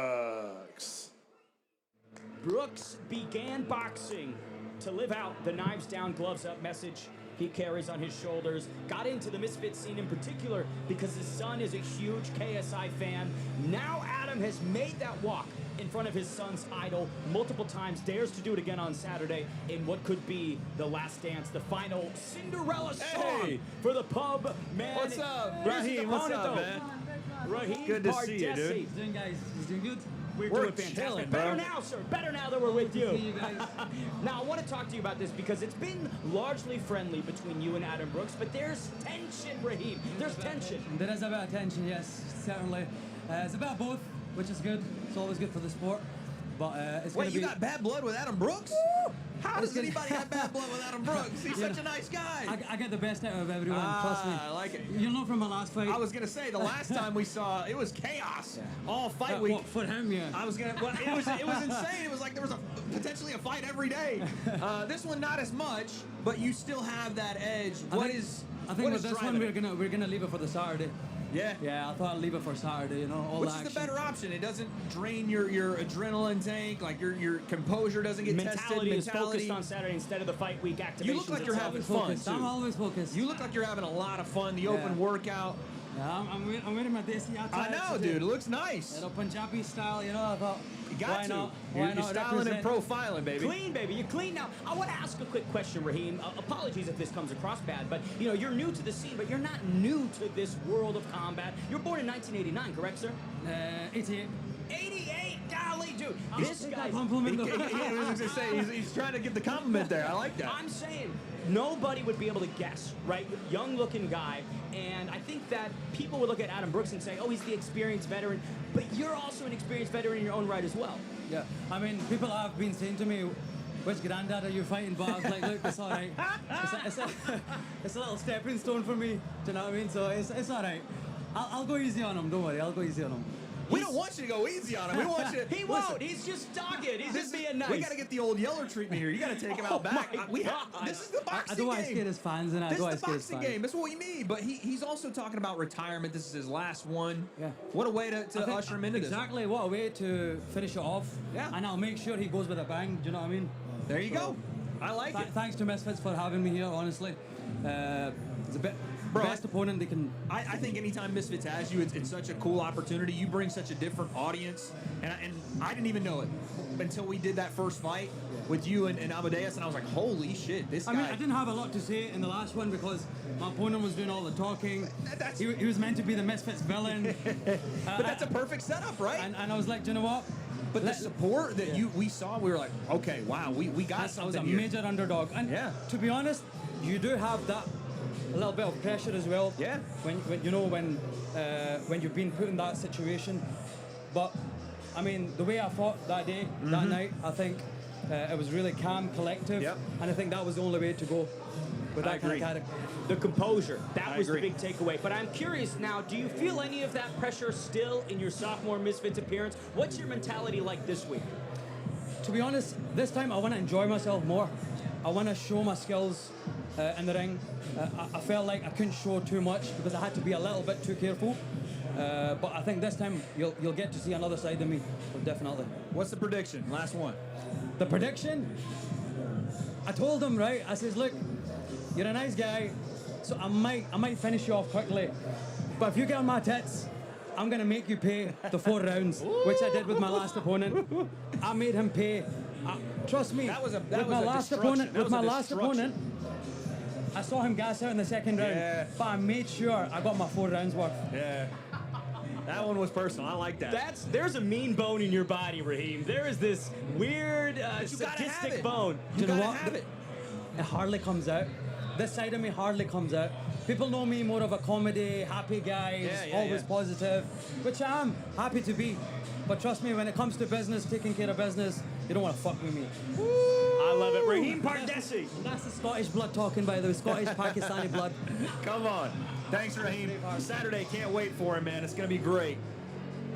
Adam has been very quiet this week. But you, like you said, there is some bad blood, I guess. Just maybe more out of competition than anything else. There's that competitive spirit. Right. And I think for Adam Brooks, he recognizes that if this is the last one, you better win it. Yep. You have to put on a good performance. There is more pressure, I think, on Adam Brooks in this week than any week of his crossover career. Yeah, we can definitely do that. Yeah, I think that Adam is gonna have a tough night, man. I don't know. I like Adam a lot, but he might have a tough night because Raheem is supremely talented, and The thing that continually goes for Adam Brooks is the speed, the timing, the reflexes, right? That's constantly working against Adam Brooks. But one guy who's beating Father Time is the youngster, the multi-time Rookie of the Year and the champion. Victorious last week, Fox the G. Man, what a pleasure to have you. Oh, I'm so happy to be here, man. This is one of the craziest open workouts I've ever been to. The champ. This one's this a feels great like one. a fight night. Yeah, this is a crazy. fantastic one. We got the music, we got the champ in the building. You We just got came off. Wade. I'm back. You know what I'm saying? Hey, I'm here. You just come off a win. How did it feel over in Germany? Yeah, you beat up your best friend. I did beat up my best friend, which made it all the sweeter. I got all the bragging rights in the gym right Dude, now. this guy's just fighting all of his friends, dude. Dude, everybody at my weight, I know. Like, it's weird, but yeah. And you're too friendly of a guy not to create these positive connections with everybody. Yeah, exactly. My fist to their face, a positive connection. Amen. A lot of those. Talk to me about this Saturday, Eddie Hall, Tommy Fury, and a really cool undercard. What pops off the page? I mean, obviously, I think we got a couple OGs back. We got Swarms and Anthony on the card. Those two have been here since the first day. We've seen them grow. I think, really, obviously, the main event pops. It's a bit like Fury Wilder, ironically. His little brother is fighting against a one-punch KO artist. I think it's going to be interesting to see Eddie in the ring against someone smaller this time. I really think that he might pull off the upset. I love it. Let's do this real quick. Stay with us, Fox. We're going to send it to Huss, though, real quick. Huss, Let's take take it away, it to baby. Huss. And now, ladies and gentlemen, please welcome to the ring, Ibiza Final Boss. The Ibiza Final I Boss. want to get a couple more with Fox. We're going to bring Adam up soon. Fox, Of course. Obviously you're super pumped to be here this week, but you're the champ. What's next on your plate? Oh, man. I mean, honestly, I wish I could tell you. I definitely want to step up. I definitely want it to be... What's what I'm saying? Tell me who you want. Dean the Great? Obviously, Dean is a guy that I want. It Is doesn't that seem being like he's talked interested. about? Is that... I mean, no, I don't think so. I mean, he literally, every time it gets brought up, he kind of just shoots it right down, which is unfortunate. So, What do you think of Dean the Great right now, what he's up to? I mean, fair play. He's doing his thing on the streams. He is killing it in It's not my cup of tea. I feel like a lot of what he's doing, he's going to regret, honestly, if I'm being real. There's a fine line there for sure. Yeah, there's a fine line, and I just hope that he doesn't keep up in this until he does something that's really bad, you know? Because, you don't want to see anything bad happen to him. Always respectful for the champ. We Any appreciate last the words champ, man, yeah. that we got for you, Fox, on the open workout stream? Dude, honestly, I would just say tune in this weekend. I think that this is going to be a hell of a card. Let's go. Yeah. Amen. Fox the G, the champion. Appreciate you, brother. Good to see you, man. Really Good to see you. All right. Now that is a showdown that we simply I love want that to kid, see. man. Fox What- the G, Dean the Great. That dude is the epitome of Misfits, bro. Yeah. From the first time he was on Misfits, I know we tell the story a lot, but he was a freaking ring announcer, special ring announcer, and now he's one of the best in the scene. Talking about one of the best in the scene. Here What's he is, up? Adam Brooks. The man himself. Adam, good to see you, man. you okay? Yeah, we're doing well. Now we talk about this being, again, the final dance, the last chapter of the crossover career. I spoke with you a little bit earlier today at the hotel. You're kind of committed, kind of not to that idea. All sort of depends on how the fight plays out. Yeah, look, I've got to realise that I'm 46 years of age and I'm not getting younger. I'm getting quite a few aches and pains. My wife is questioning whether I should do it anymore. So let's see how it goes. I like to keep my wife happy, but also That's rule number one. not boxing would create a massive void in my life as well. So it keeps my head straight. And I always have to have a go at the end. So you never know. Look, this is to Mams Taylor. If the right opportunity comes up, always try me because I'm always going to keep myself fit. I want to go out in style, and I believe I will do. So let's see. I love the story of this, by the way. The last dance, accepting that before the fight happens, knowing that it's probably going to be the end, but maybe not. But also taking a pretty big risk here. Raheem Bardessi's a bad dude. Listen, I think when I asked for Raheem, I knew it was a 50-50 fight. Yeah. I was meant to fight Amadeus Ferrari last August. That's also a dangerous Listen, one, too, man. I had a family commitment. My wife was like, really, the kids come first? I said, you're right. Yeah. I rung Mams up 2 days later and said, you know what, I shouldn't have accepted. Family over money, family over, cat. Everything. Family first. I regretted it on the night because Ferrari didn't come out and he didn't look anything like he True. did against Salt Pappy. For me, 2 minutes against Salt Pappy, he looked like one of the most dangerous fighters I've seen. Scary. And look, he didn't come out like that against Raheem. Raheem's got a lot of confidence from beating him. I give him his respect. Yeah. I think I more than match Raheem. And look, I've stopped 3 of my 4 influencer fights. Yeah. And I believe I've got the power to do so. They've been a bit cheeky with the weight. I'm trying I was to going lose to say the weight. sauna suit. I'm seeing you, man. You look I'm like you're struggling a little bit. Yeah. I'm struggling. It's going to be a tough few days to get the final bit off. There's nothing left on me. I was going to say, you don't look like you got How much left do you have to lose, Adam? It's only about 1.5 kilograms, but I have nothing. So shredded, son. I'm hoping that that's enough with water. Look, I'm eating clean. Yeah. They know what they're doing. They wanted 12-ounce gloves as well. We're not doing that. I said, look, I won't fight unless it's 10 ounce. So maybe that says to me that they're worried of the power. Hopefully that's the case. Look, my only loss was for King Kenny. I never got close to him. He was too fast for me. Yeah. I know my limitations. Crazy range too. You know, let's see. If I get close to him and I hit him on the chin, I expect him to go down. I've got one more question for you, Adam, and we've talked about it, we've harped on it. It is the narrative for this one, but a lot of fighters who speak about retirement perform poorly in that last fight. How have you maybe avoided those pitfalls? How can you not do what historically is done when fighters speak about retirement? I don't know. Look, I believe in myself. Look, we're not pros. We're influencer boxers, okay? So if you have a bad day, you have a bad day. One thing I know, I've got a big chin. Rhino hit me 5 times clean. I started growling at him. I've got a chin. I've got power. And look, the test is my age too much? I'm giving nearly 10 years away to this man.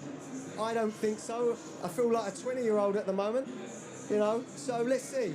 I'd like to go out with a bang, and that's what I'm going to try and do. Going out with a bang, indeed. Adam Brooks, thank you for the time, sir. Legend, brother. Good to we'll see see you again, tomorrow. All right. I will say, I didn't get the chance to see any of Ibitha's in-ring work on the open workout. Did you see it? It was good. We'll talk about it in a second. It was a lot better than I thought. I love it. Well, let's get his opponent inside to bring in Jordan McCann. It's the one. It's the only. It's Haas. And now, ladies and gentlemen, please welcome to the ring, Jordan McCann. So Jordan McCann, a British rapper, social media personality, recognized for his gritty personality, authentic reflection of street life in his music, gained prominence with the mixtape Crooks and Queens. Now he aims to be the king on Saturday night. That's a bar. Against the Ibiza final boss. That's... So you have to do that. Every time I have to say it, contractually, I have to say it. And speaking about him, here he is. It's the Ibiza final boss What's himself. up, big man? Good to see you, brother. Good to see you. How's it going? What an interesting chapter for you, my friend. Yeah, it has been, man. It's been a crazy ride, man, bro. We're still going on, man. Going on strong still. How did this fight... Oh, hold on a second. Big up everyone for coming today. I've shown my skills on Instagram the last few months. I'm going to do a little song for you, yeah? I'm not dissing Jack. Big up Jack. That was fucking terrible performance, mate. No power. You're a fucking muppet. I'm going to smash his head in and send him back to Newcastle. The fucking mushroom. Put my song on. Put my tune on. He's fucked, man. Let's go. Put my song on. He's fucked.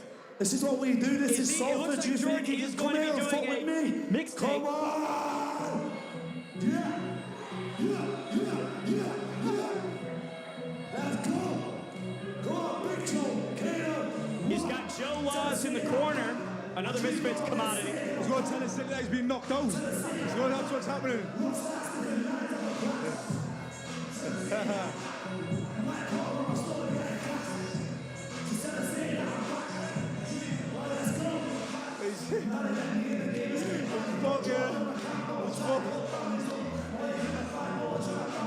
He's already beat, man. He's already beat.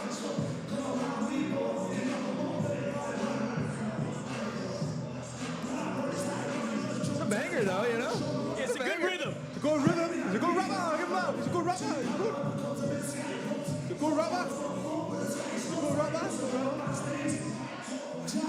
That's the only thing he's good at.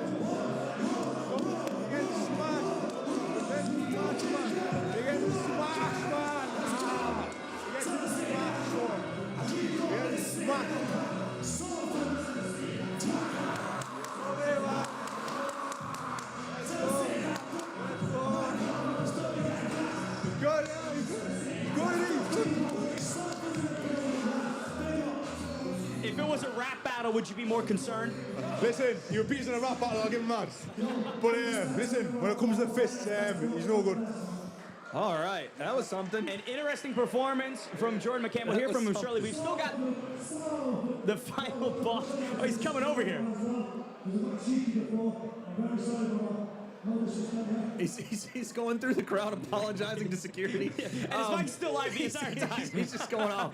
Talk to us about your background in boxing, sir. You look like you I have was been here surprised before. with that a little bit. Yeah, what do you think? I was like, hold on a nice second. connections there, wasn't it? And you know what? You know what I love about it is he's not trying to be too much. Hook right hand, jab right hand. Yeah, just keeping it the basics. You know what I mean? I don't want to let too much. I was shocked. I was like, I don't want to let the cat out the bag. Yeah. That's like. That is 20-30% of what I'm capable of doing, you know what I mean? Okay. Listen, the world's in for a shock when they see me in that ring Saturday night. Honestly, I'm going to shock the world. What do you think of Jordan McCann? Obviously didn't show anything at the open workout. Yeah. Doesn't really look as in shape maybe as you.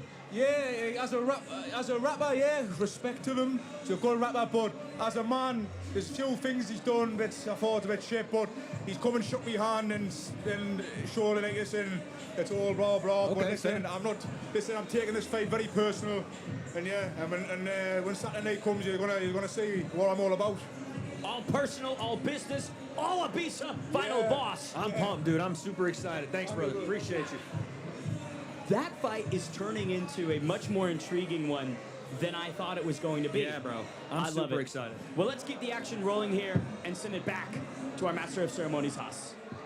And now, ladies and gentlemen, please welcome to the ring, Federica. Federica, real name Federica Riccio, is an Looks Argentine content creator, a boxer. She has been inside the squared circle several times before, but I will say, Wade, to me, this is one of the biggest disparities in fighting experience and skill gaps that we've seen in Misfits. No, yeah, we're going to get to that in just a second. I want to talk to Jordan, though, after that freaking performance, man. That was sick. All right, we're going to bring him up. He's doing some talking, but we're going to bring him in a second. Yeah, we'll see what we can get here. Representing Argentina, obviously. That's why she's got Facundo in the corner. There he is. Here Jordan, he is. good to see you, man. Hell of a performance. Good to see you. Thank you very much. How are you, Something guys? Something light. Mate, you have brought a bit of class to it. Everyone else looking scruffy as fuck, including me. You two looking like bosses up there. Thank you, sir. Appreciate it. We try, man. What was the decision to do the mixtape instead of the traditional open workout? I just felt like it's a bit of a dull atmosphere in here. Since I came in, there was so much tension. bring Everyone's the looking at energy, each man. other. Yeah. I was going to say, he needs more Katy Perry. Yeah, I was girls, what is it? Don't kiss the girls. Oh, yeah, well, listen. Well, you might over your way, it's Katy Perry. Over here, it's Jordan McCann, That's Manchester, right. Salford. I'm the king over here, yeah? That's Amen. right, dude. Now, we had the Ibiza final boss, and he said that this was kind of personal, despite maybe you guys shaking hands. No offense now, let's be real. Did you see him in the ring? Just be Yeah, we honest. saw it, we saw it. Okay, did you see the state of that?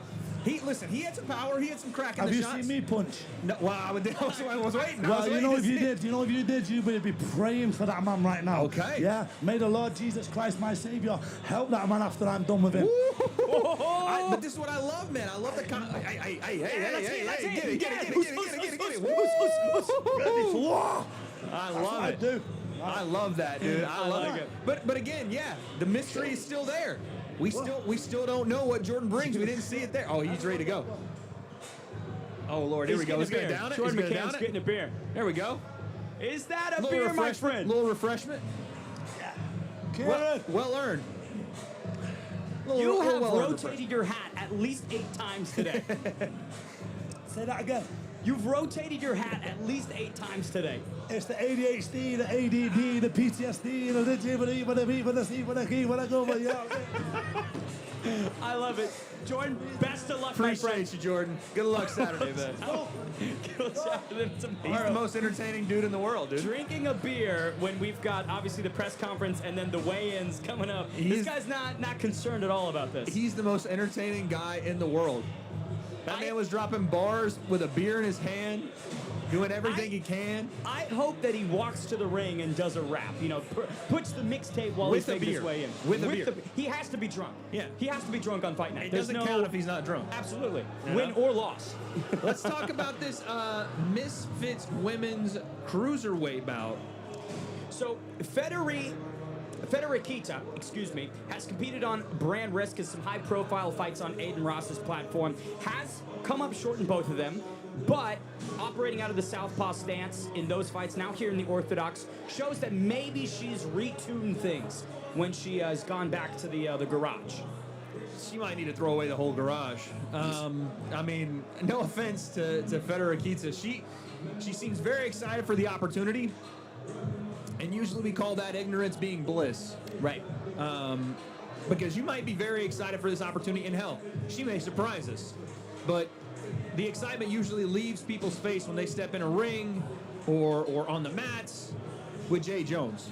You have a very hard time, I think the average person has a very hard time comprehending what a two-time Olympic gold medalist really is. You know what I do? They think of karate, they think of taekwondo as like the strip mall martial art, right? Like, oh, those, yeah, okay, you got your little belt system and you do your little forms, your and moves, that's cool. Yeah. But this is real fighting, right? Like, this is boxing, this is the hard man or, you know, whatever, woman sport, right? And then they get in there, and Jade makes a meme out of them. Oh, yeah. Like, obviously, a very different talent disparity and experience gap in her first fight with Misfits. But now, it's gonna become one of those things where we expect her to have a highlight reel knockout. Can she do it again? That's the question. Which is a liberating spot to be in for Federiquita. You know, there isn't much, there's no pressure at all. She gets to go out there and try her best to perform. And like we were talking about off air earlier today, Jade Jones is still transitioning to boxing. She's still newer to this. Still green. So there are ways to exploit it. There's some dirty boxing tactics. There's ways to maybe shut Jade Jones down. The problem is, I don't believe at this current moment that Federiquita has those tools, has that competency. No, I agree if I'm with being you. honest. No, we have to be a little bit. But what makes Jade so special isn't really, it is the fact that she's unorthodox for boxing.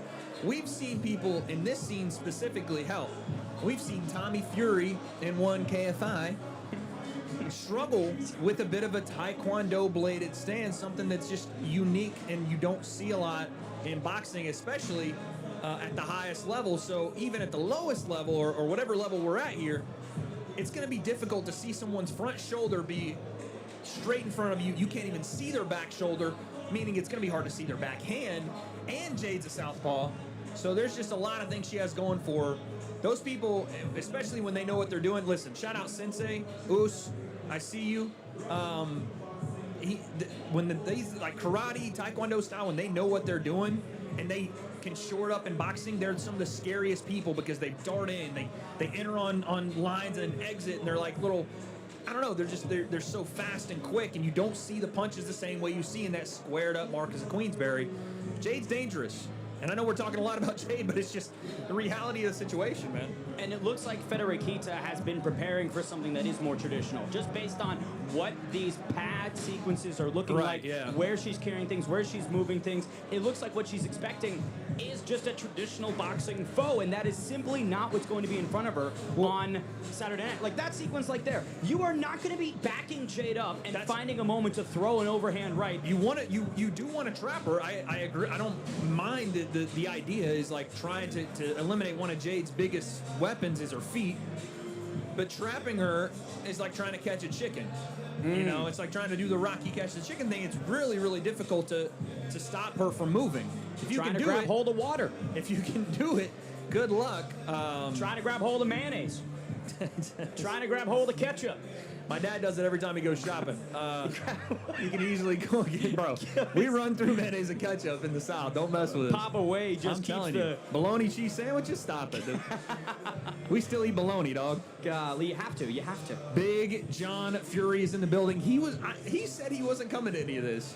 I thought I'd heard something but like that from John as well. That's a Big Johnism. Big John, hey, he says I'm going left and then he goes right. Goes right. Big John gets in between your ears 99.9% of the time. I just got a close look at him. Big John looks like he's lost some weight. Big John looks like not only has he lost weight, but he's formed this abominable snowman beard. I like it. He looks like he's in shape. By the way, winter is coming and its name is John Fury. Big John is probably my favorite character I'm not even joking. I agree. I completely agree. He makes things what they are. The man's a clip farmer. The man knows. Unintentionally. Absolutely unintentionally, but he knows what to do. He knows exactly how to get people going. I hope that we get some of that this week because it's just part of the show to me. Well, I'm concerned about our table right here because you know when Big John's in the building, what happens to tables? I hope he drops a Ric Flair elbow on you on the table. No, not me. Yes, dude. On me. I'm gonna tell him you've been talking that shit. Don't tell him, Wade. No, Don't tell him. Keep that between us and the fans. I think that John provides a lot. I do want to ask some questions. I don't think that we'll get the opportunity. We'll see. Not on this stream, probably. Probably not. But I do want to know a little bit about the, this whole, beef between Tommy and Eddie. What really spurred it? Because they keep saying Eddie had spoken badly about John or had gotten a little cheeky. Something between John and Eddie, and now Tommy's stepping stepping in. Yeah. What could have been said? Because they were they were friends. They had done content. They had been around each other. So like, what could have been said for them to say yes to having a fight here? I don't know. There's also the possibility that it is a bit of theater as well. Oh, you don't think that's a possibility? Yeah. the unlikelihood. Of course. It's Big John. It looks like Federiquita is exiting her open workout. She'll make her way up to us as Jay Jones, the two-time Olympic gold medalist, makes her way into the ring for her open workout. Sophomore appearance here at Misfits, her second bout, and I think the expectations are through the roof. Dare I say, the highest expectations on any fighter that we have on this card on Saturday. Yeah, I mean, after that first fight, and she knocks out Egypt Chris. Yeah, the way she did, it was insane. It was mega viral. So we're going to get a look at her. I don't expect much out of this open workout, to be honest. I think she'll show us just a little bit, just enough to keep us interested, but I think the real fireworks obviously are coming Saturday night.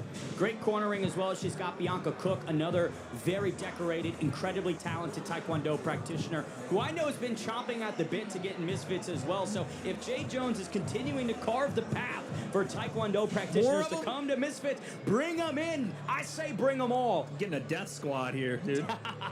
I like it though. The team Taekwondo. Because to your point, it's about challenging the narrative that Taekwondo isn't this discipline that's effective, isn't this discipline that can work in combat sports. Jay Jones living it out that it does. All right, let's get Jay, the two-time Olympic gold medalist, in for our open workout. Here's Huss. And now, ladies and gentlemen, please welcome to the ring, Jay Jones. Jay Jones, the two-time Olympic gold medalist, one of the most memorable Misfits debuts that we have had in years. Iced Egypt Chris in the second round earlier this year. Now the Shark is back, and she's hungry, Wade. Is that her name, the Shark? No. Oh, tough. Could be. That would have been sick. I don't think she has a nickname. We need to give her a nickname when she comes up here. Yeah, we have to bestow her with something. I'll try Shark. We'll try Shark on for size. Shark's kind of whack, I'm not going to lie. Shark's got a The Welsh Shark. The last Welsh Shark. I don't think that's working as well. The last style bender, Jay Jones. There you go. Just a complete just rip on a Thank you. That's mine now. The notorious Jay Jones. The notorious. Yeah, Jay. You got that pop in your hands, Jay. You got a little steam on you. That's actually really good. I know. Listen, as a former Wales resident for about a month. Shout out Swansea, the sheep people.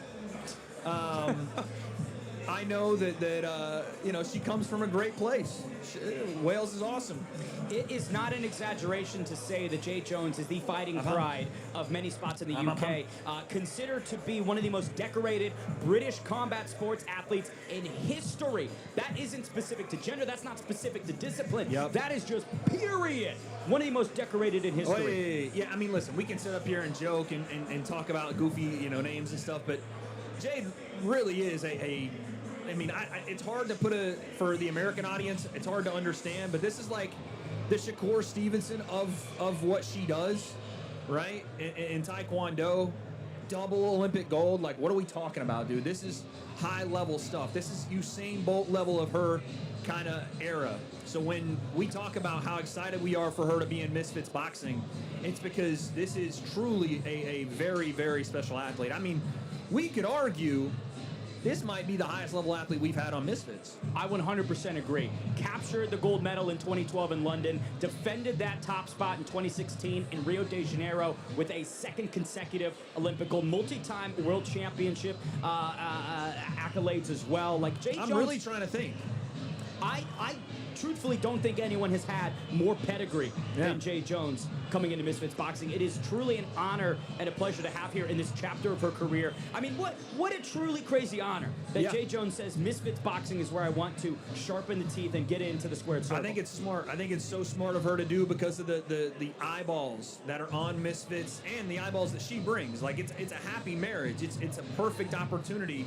And it's not like throwing her, you know, let's be honest, throwing her to the wolves. She's not getting in the deep end necessarily when it comes to competition. And that's the, you know, we talk about how you build a superstar in boxing. This is how you do it. You put eyes on them early. You get them experience on shows that people go to, and there's big crowds. And again, this is a new sport for her. It's not like she had this massive amateur pedigree in boxing specifically. So if she wants to make that transition, listen, women's boxing is still, you know, I don't want to say they're in developmental phase still, but it's very much still an open market for what you can be as a success. And we've seen that recently, especially, there's a lot more eyes on women's boxing. So who knows how far Jade can take this? It'll really be a question of how far does she want to take it, because I think she's got the athletic ability, maybe, again, not the amateur boxing pedigree, but do you always need that? No, especially when you have a unique skill set like she does that can kind of close the gap. That's what I think. It's the intersection of her flipping this new chapter over as a competitor, and like you mentioned, this influx of attention and opportunities and abundance of avenues for Jade Jones. And I think that this will probably be, this is a crazy statement to make, I think this will be more impressive than the Egypt Chris fight. I think that the first one was getting the feet wet, right? The first boxing camp, the first time that she's laced it up and, you know, gone those rounds, done that under the bright lights and that discipline. Now she's got the experience. Now I think we're going to start to see the two-time Olympic gold medalist bones come out of the body. Yeah, you know what I hope she doesn't lose, though? I hope she doesn't lose what makes her special in her Taekwondo background. Like, I'm watching her hit mitts now, and she's sitting down on more punches, which eventually, you know, she was going to have to do. Instead of just being, like, again, she knocked the girl out, but instead of being more of a precise puncher, she's going to have to sit down on stuff to get those knockouts as she gets up more volume as well, punching some more bunches. But I don't want to see her become just this, you know, Marcus a Queensberry boxer. You want to be what you were. You want to be a bit more of a unique skill set, because how many people see that? How many people see that front shoulder literally pointing at its target the entirety of the fight and making the hit radius this? Like, that's what you got to hit when you're fighting these Taekwondo and karate people. And that's how they stay most of the fight. I don't want to see her square her shoulders and become just a regular boxer. I want to see her be like a sniper. You know, so. Well, sniper, she's looking like a bazooka with some of these overhand lefts and blistering speed on the three-punch combos. Jade Jones has leveled up. That is for sure. Yeah, I'm very, very curious, man. I'm very interested. Not even really the matchup itself, more so just what does she do? Like, how does she improve from that first fight, and how can you draw an opinion as to where you can take that, right? There's so many avenues they can go.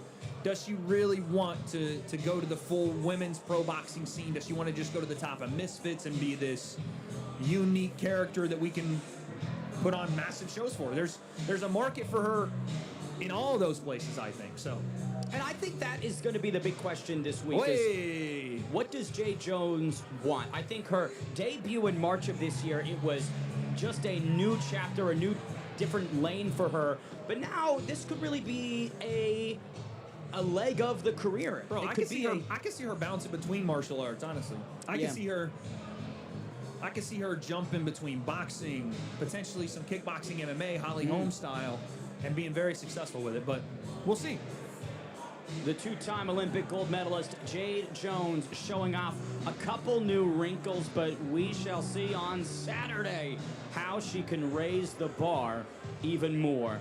All right, let's keep the action rolling here at the open workouts. We're coming down to the last couple fights, Wade Clemens, to bring in some more action-packed athletes. Here's us. And now, ladies and gentlemen, please welcome to the ring, Swarms.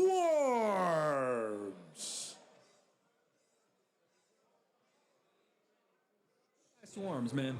Big shout to Swarms. A guy who has been around since X Series 1 took on KSI on short notice, and while he hasn't seen the most success necessarily inside Misfits Boxing, he has been present. He has been active and taken on any type of competitors, which has led to this bout. I believe last minute switch up. Don't think B Dave's in. I believe we've got a Brazilian named Biel. Dude, I looked on this guy's Instagram page, Biel. He's got like 8 million followers. Golly. He's a monster. Him and Whindersson Nunes are homies apparently. And again, just a sleeper build. Yeah. A sleeper build. Speaking of sleeper build.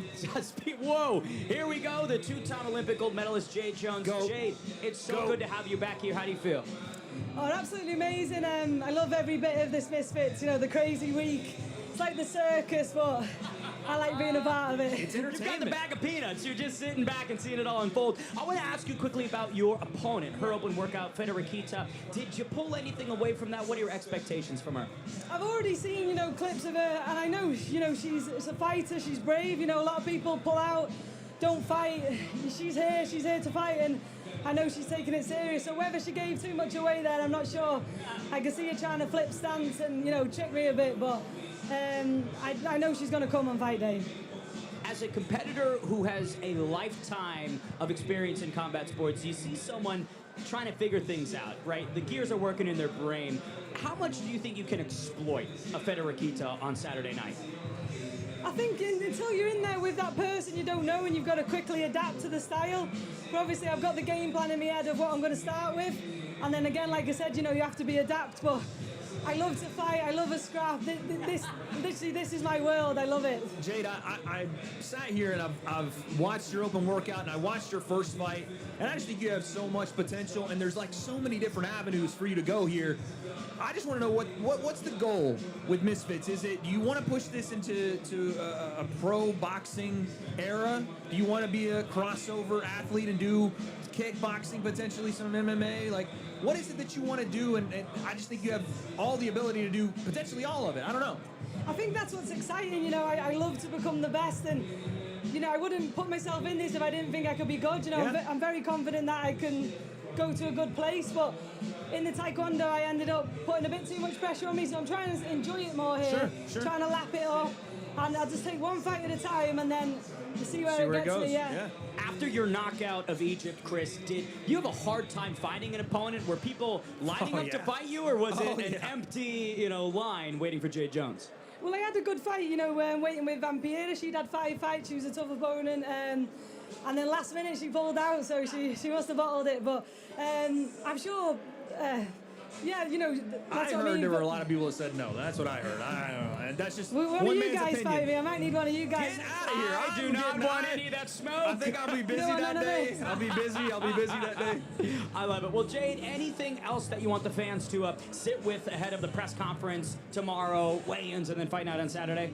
I'd just like to say a big massive thank you to my sponsors, Under Armour and Active Digital.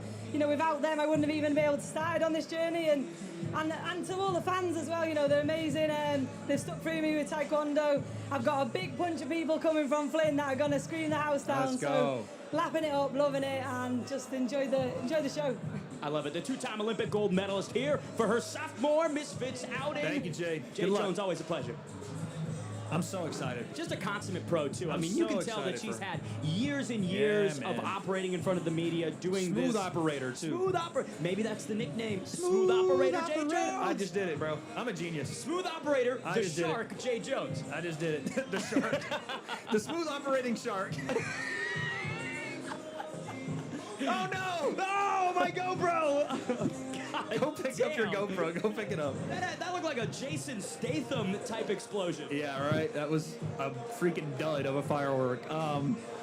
GoPro Ben is fixing that. We got Swarms in the ring.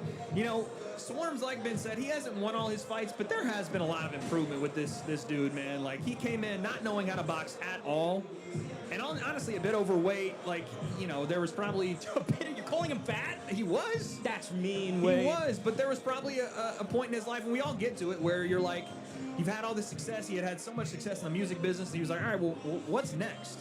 And he just kind of found his way into boxing, and it clearly has done a number for him mentally, his physique, and And it's just everything that he's been able to do with that is showing us that this is somewhere he wants to stay. And now we are in an interesting spot for Swarms where he was the short notice replacement at X Series 1. Now he must take on a short notice replacement. It's been a couple times like this for Swarms where he's had a couple short notice guys, so I feel for him. But he's a dog, man. He just says yes. Can't control necessarily who's in front of you, only can control what you do. For Swarms, his last fight against Luis Pineda, I think the big takeaway for me was just activity and pressure. Pineda. It didn't feel like Swarms wanted to be on the front foot, wanted to push Pineda up against the ropes, which is where so many have had so much success against Luis. It was really perplexing watching Swarms fight. I'm curious how he's altered things and fixed things ahead of Saturday. It's mental, and it sometimes comes down to the night. I remember watching Swarms for the first time, man, and I was there and interviewed him before he fought KSI, and he looked like he was about to fight a ghost. He was, you could tell, mad nervous. And then we've seen him come out switched on, right? We've seen him come out and smack up Ryan Taylor. 48 seconds. It's just a matter of what Swarms are we going to get on the night. I think he's found a bit more confidence. I think he's found a bit more of himself back. Oh, after he's some of these showing fights. his abdominals. He's showing off the abs. You can see the whole Misfits team just lining. I gotta get every fucking ab. I gotta get every ab. You don't understand. I need every ab. I think he'll come in with a lot more confidence. And listen, this is a big opportunity again. Like, he's got a guy in this, this Brazilian BL, where he's got a massive following. They're gonna, you know how the Brazilians are. They ride for theirs. So once again, Swarms putting himself in a big fight, big position. We'll see what he can do.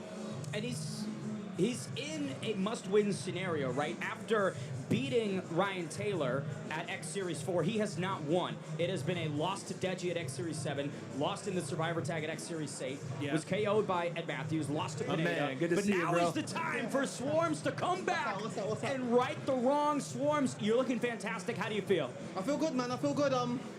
Obviously, I know you don't heard B-Day pulled out, so I got a new opponent now. We don't know really what happened, but we know the new opponent's got a massive following, so a big opportunity. Yeah, big opportunity. A big shout out to him for taking the fight as well. For real. Yeah, so it's gonna be a good show, man. It is tough because in the face-off you had with Fred 2 weeks ago, B-Day was smoking and drinking, and now he's pulled out. So the optics aren't great. Yeah. Obviously, I knew he weren't taking it seriously. Sometimes someone will... I thought he was bluffing at first, but then I clocked he ain't been training. I feel like he couldn't get on weight. Yeah. He weren't taking it seriously, so yeah. He said he dropped down the stairs, he broke 3 ribs, so... What in the Who am I world? to say that he didn't, you know? That's a B-Dave thing to do, That's though. the most B-Dave way to pull out of But a you know fight what, is though, some like- Looney Tunes ass shit like that. You know what? Sometimes a moment like this can create magic. 100%. And I think that's what's happening I before feel our like eyes. this is a blessing in disguise. That's what I'm saying. I'm with my religion, I'm Christian. Everything happens for a reason, you know? Yes. So, yeah, this is my chance to... Big name opponent. Yeah. Huge opportunity. 100%. Maybe even, I think, too, I can kind of see with you a revitalization. Yeah. This is your opportunity, man. We talked about how sometimes you've had difficulties on fight night, finding your flow. Sometimes you've been switched on. Saturday night, I want to know what version of Swarms we're going to see. Don't want to give away too much, but you're going to see me straight away go at it. Like, with me, I had like I feel like it's a confidence and a mental thing where like, I hold back because I know obviously boxing's a dangerous sport, so I think a lot about it. But now I've made a mad commitment. I've been in Manchester for 3 months now. Let's go. Training with my new coach. Team Greaves, big them up every single time, and he's just giving me the confidence and the faith in myself, man. That's all I needed, a good team around me. And now you're going to see a completely whole different Swarms. Attack. I love it. Now is the time for Swarms. Let's Sir. go, baby. Good to see you, Cannot wait to Swarms. see you in action. That's my guy right there, man. All right, short my notice fucking guy. replacement, but Swarms is used to everything. We'll see what version turns up on Fight Night. But to turn the page to our next combatants at Beauty and the Beast, we send it back to Haas. And now, ladies and gentlemen, please welcome our next fighter to the ring. Introducing BL.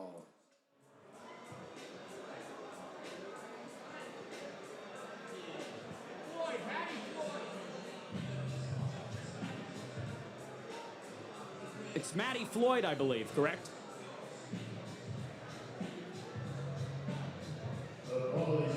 Introducing Matt Floyd. A slight Remix. correction on that. Remix. Haas. Look, we love Huss. We're bringing some thunder.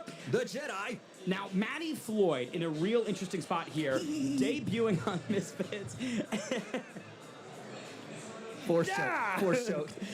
Look, he's going to need the Force, I think, to beat Anthony Taylor. AT in the light heavyweight division is a monster. Just ask Gabe Silva, ask Samuel Erickson.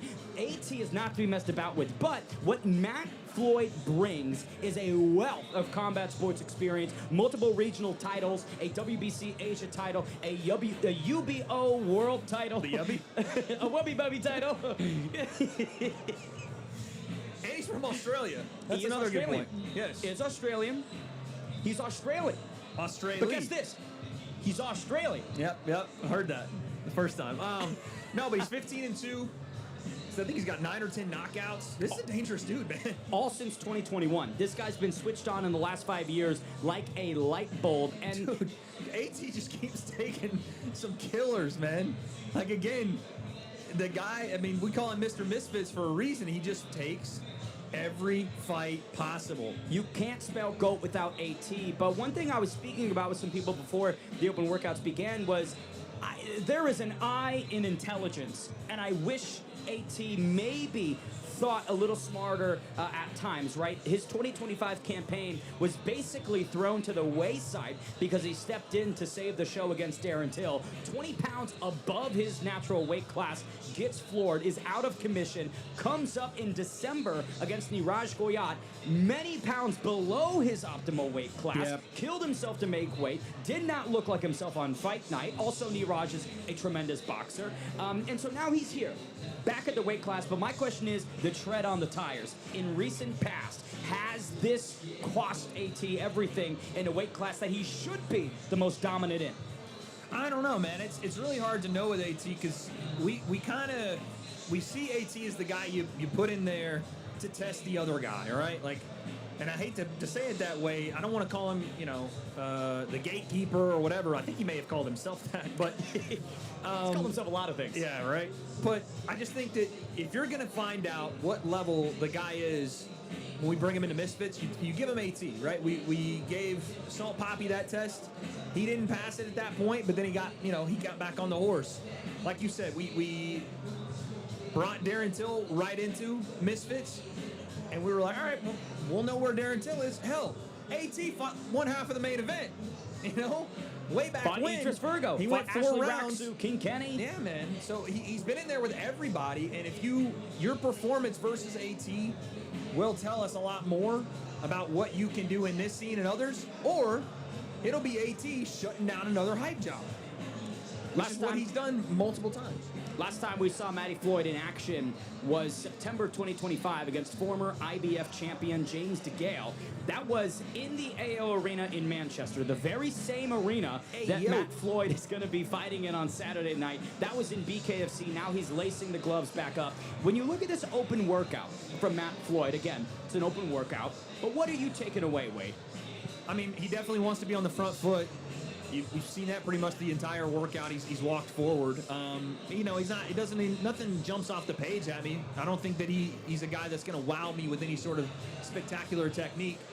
But right now, he's literally throwing like body punches, shoulder punches, and then a couple jabs here and there. It's not something like super special. But we talk about guys like him that are BKFC kind of crossover, box here, go do BKFC, come back.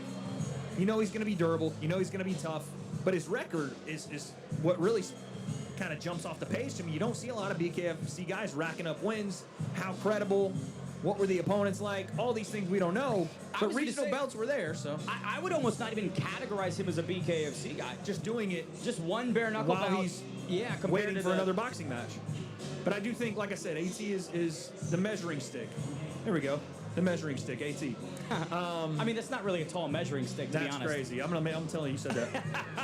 I will say one interesting fact about Matt Floyd was in his youth, he rose to prominence in Australia for being the leader of the Lone Wolf biker gang. So there is a Wait, how are you a leader of a biker gang called Lone Wolf? Isn't that like... I guess Lone it's Wolf's a good supposed to be question. Yeah, alone. technically, those are individual, Right. titles and names. He's like, I'm the leader of singulars. They're all one. It's not bad. As he adjusts his glasses, I'm the leader of singulars. That's what I'm saying. It's I'm like- the independent wolf. I run the group. I don't think it's, I don't Only think it's Me. smart to make fun of this, actually. Yeah, right. True. Hey, Matt, we apologize. But it speaks to the chapters that Matt Floyd has gone through. Not many can say that they have been in those types of environments, have fought through Was it those like a types of motorcycle trials. gang? It was a motorcycle gang, yes. Okay, so like the Hells Angels type for Australia. Yes, I know that there was, it was characterized by, violence, some legal troubles, and multiple prison sentences. For more specifics, we'll have to wait till we speak with Matt. But this is not a guy that is, You could have said that before I started making jokes, dude. That's bad. I shouldn't have let you make those wolf jokes, man. That's crazy. I'm gonna tell him your room number. Dude, here's the thing too. I said the Jedi when he walked by, and he kind of gave me a look like, "Don't ever say that shit." Jeez, dude. Imagine he comes over and he's like, "Hey, buddy, you better keep that quiet. You better watch it." Hey, buddy. It's just forced jokes. No, I don't know. I don't know what we're gonna get, dude. I'm gonna see how AT deals with it because, as we know, AT during fight week, he does his research. He starts talking all this shit. How does Matt handle that? The mind games that AT brings. He might start singing in front of you. You really never know. It is a wild array of antics from AT. The deep bag of tricks that he throws at his opponents really isn't matched by many on Misfits, but I think that Anthony's going to have a hard time getting in between the ears of Matt Floyd. I mean, this is not somebody that you can just easily annoy or irritate or do the same antics. I don't think Matt Floyd's here to play games. No, he's having a pretty extensive open workout too. Like he got pretty much everything he wanted done right there. And didn't really show too much, right? It's clear that Matt Floyd didn't want to display much ability, didn't want to get too complex with what he was showing. I can see him fighting like that, though, to be honest. Just walking AT down, pot shotting him, jab, right hand, maybe a combination here or there, but he is the bigger guy. And I think that's something that we've seen AT have trouble with in the past, is those who are on the front foot, aggressive against him. AT's been really successful being the guy dictating the pace and eating up the real estate in the ring. I think if you take that away from him, it could revert AT back to that, 2020, 2022 form that we saw Anthony in.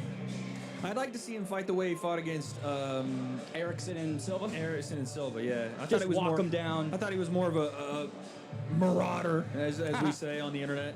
But I think he was more of a just an imposing figure, and you can't take backward steps with a guy like Matt Floyd. Because once you start going backward, like we've said, AT not necessarily the greatest counter puncher there is, and that can be a problem. You get behind the 8-ball quickly. It is a 6-round fight, so you can't afford to give rounds up early either. So I just think you come out, get on the front foot, make this guy fight you a little bit. It's going to be ugly. It's going to be probably the AT, punch to clinch special, but that may be his path to victory. Matt Floyd exiting the ring. We'll have him come up to the broadcast and ask some questions. We'll absolutely avoid some of the wolf talk. I'm not talking about no wolves, dude. No. Don't want to bring the wolf out, man. Don't want to bring the wolf out. Not at all. But like I mentioned, as Matt Floyd was walking to the ring, what version of AT will we see?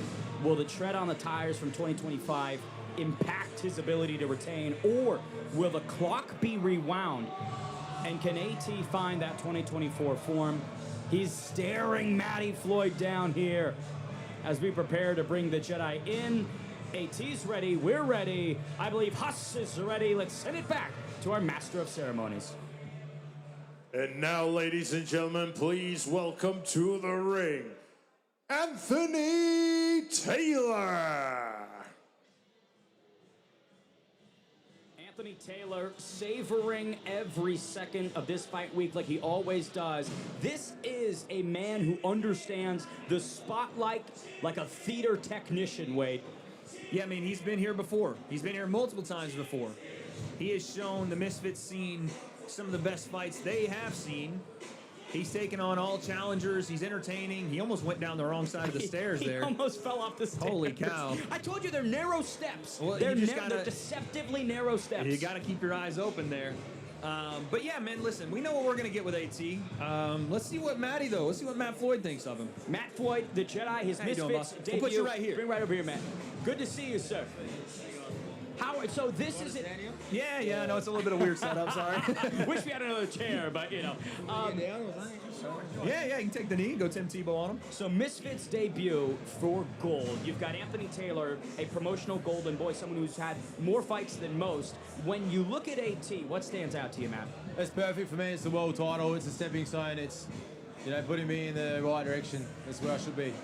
We talked about your extensive record, the WBC Asia title, the UBO world title. You are not someone who is Very a stranger to the squared circle. This is your home as well.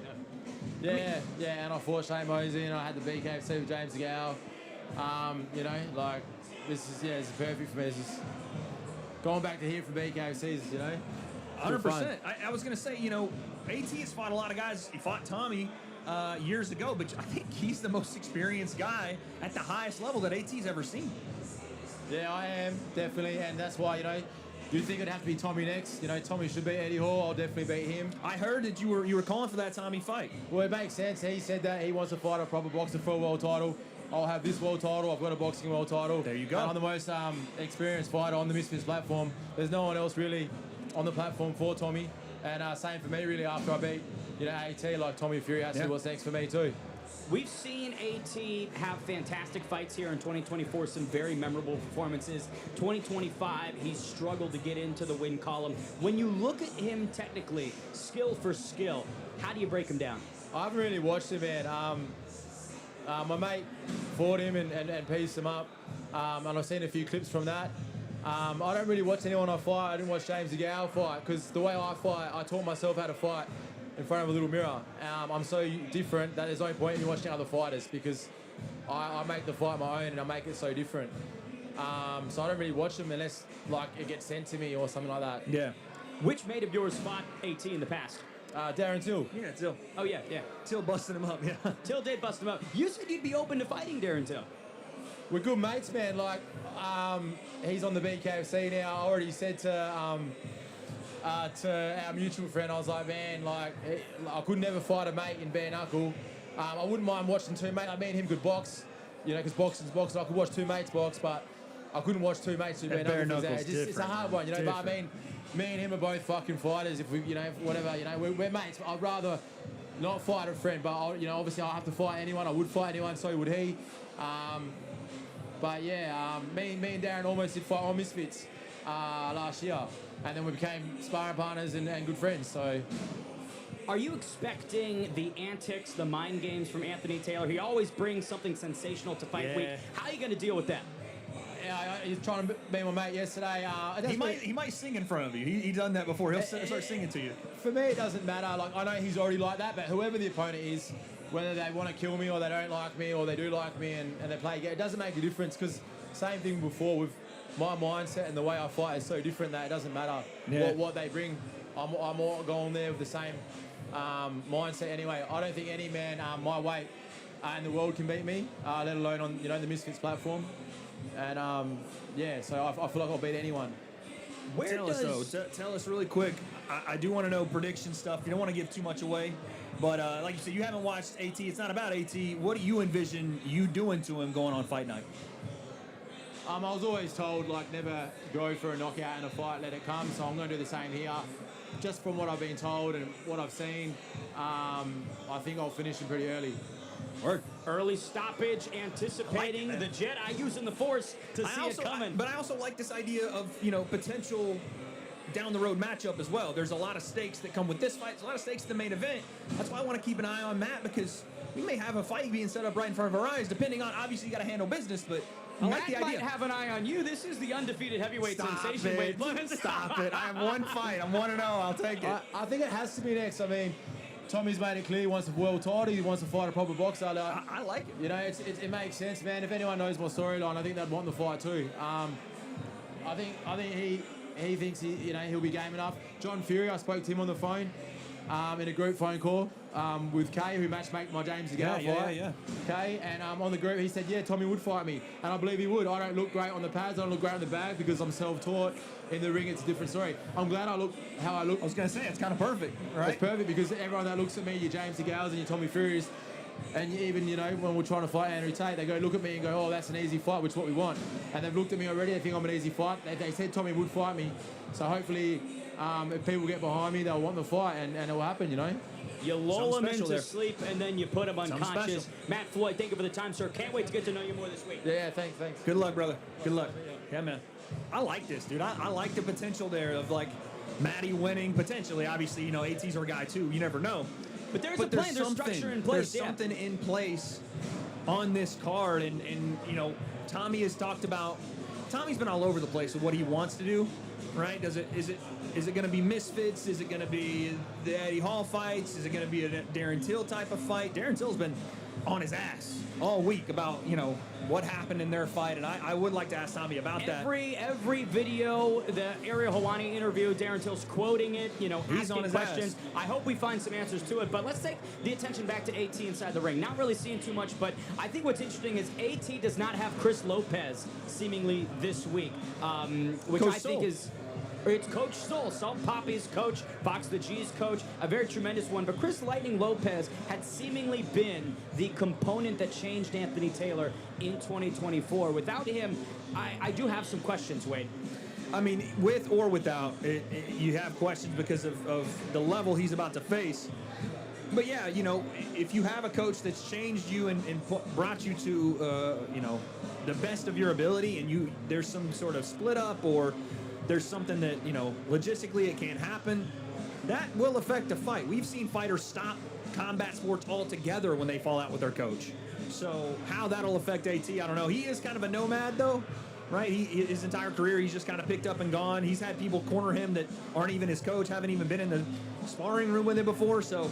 It is odd, yeah. Sometimes those conversations where it almost feels like a raffle, a lottery of who but gets I'm to with corner you. AT. It can cause a lot of problems. There's not that ingrained relationship. Like, how do you talk to your fighter in the corner? How do you get them to bring the best out of themselves? And if they are down in a fight, how do you keep their confidence high? That kind of stuff. It's training chemistry. Yeah. It's just all about chemistry. And, you know, we've seen AT mix in the beaker the ingredients to success. Yep. And we've also seen him mix the ingredients for failure at times. Like I harped on and mentioned, this is his optimal weight class. He said that this is where he's most comfortable. This will be his third title defense if successful. Yeah. But I just fear that the nightmares from 2025 could be plaguing the present for one young Anthony Taylor.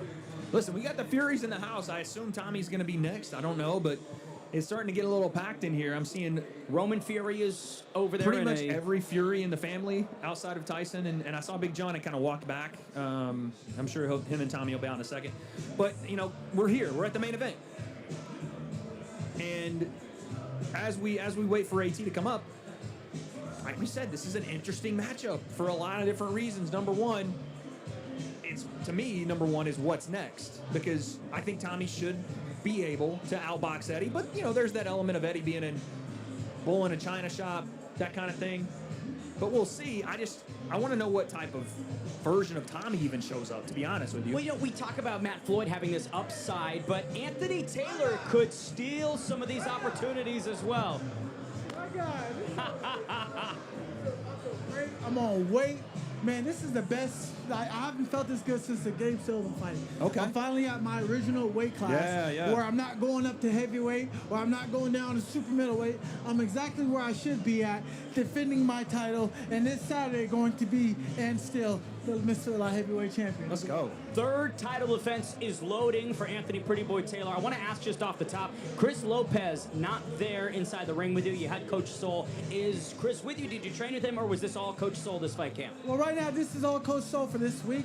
I did my whole camp with Chris Lopez and David Lopez. Yeah. Obviously, David has a big fight coming up in California. That motherfucker's cold, buddy. Right, so it's just better for him to stay in California instead of finishing training camp out here in the UK.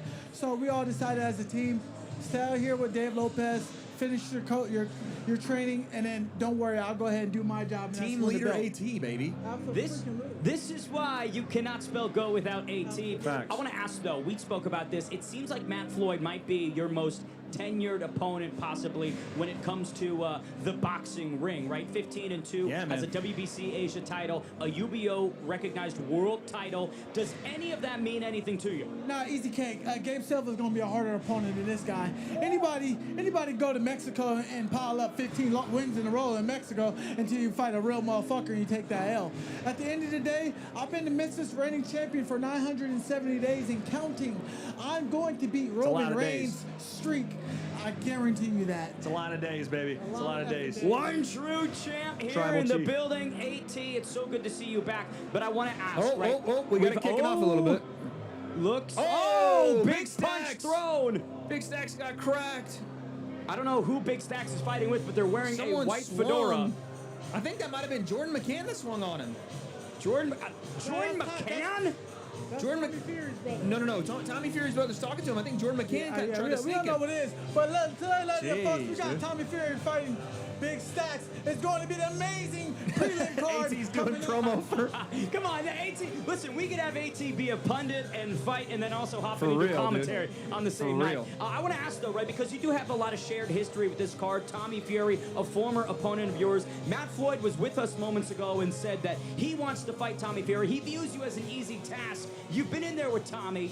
How could you, what's the context of this, the complexion? I believe I'll whoop Tommy Fury's ass right now. Tommy you're caught feeling me- good right now. Yeah, Tommy Fury got me when I first came into the boxing game. That's No true. experience. That's true. Now I got experience. Listen, Tommy's been trying to get a KSI fight. Tommy's been trying to get a Jake Paul fight. Hey, look, I'm here. When can I get my rematch? Where's his rematch? Why are you not acknowledging me that I gave you your hardest fight in America The until Misfits today? chief. Acknowledge You him. got to acknowledge him. The You gotta Misfits chief. acknowledge him. Acknowledge me.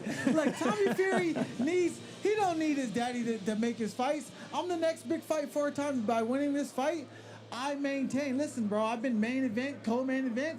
I've been Misfits #1 guy. Since Darren Till left, I've always been Misfits #1 guy. And I think it's time for Tommy Fury to give me my rematch. You stepped in and saved the company on many moments over the years. January 2025, you went up 20 pounds against Darren Till. You mentioned in December, cutting a lot of weight to face Niraj Goyat. When you look at your 2025 campaign, how do you reflect upon it, and how does that play in to this return to your weight class? I think me and my team had to get with Mams Taylor and say, hey, enough is enough with sacrificing my weight to please the crowd. It's We now gotta I gotta take a little focus on bit me. now. We gotta take a I little gotta bit. focus on Anthony Pretty Boy Taylor. Yep. And that's me focusing on my light heavyweight championship belt. I got a lot of fighters. I got Uli Diaz who want to fight. I got Patricky Pitbull. Yeah. The Pitbull brothers. Both of them, baby. Both of them. Patricio Just put them and both in That's there. a freaking Luli. Hell, we even got Ben Whitaker who's asking for this match. Eventually, possibly.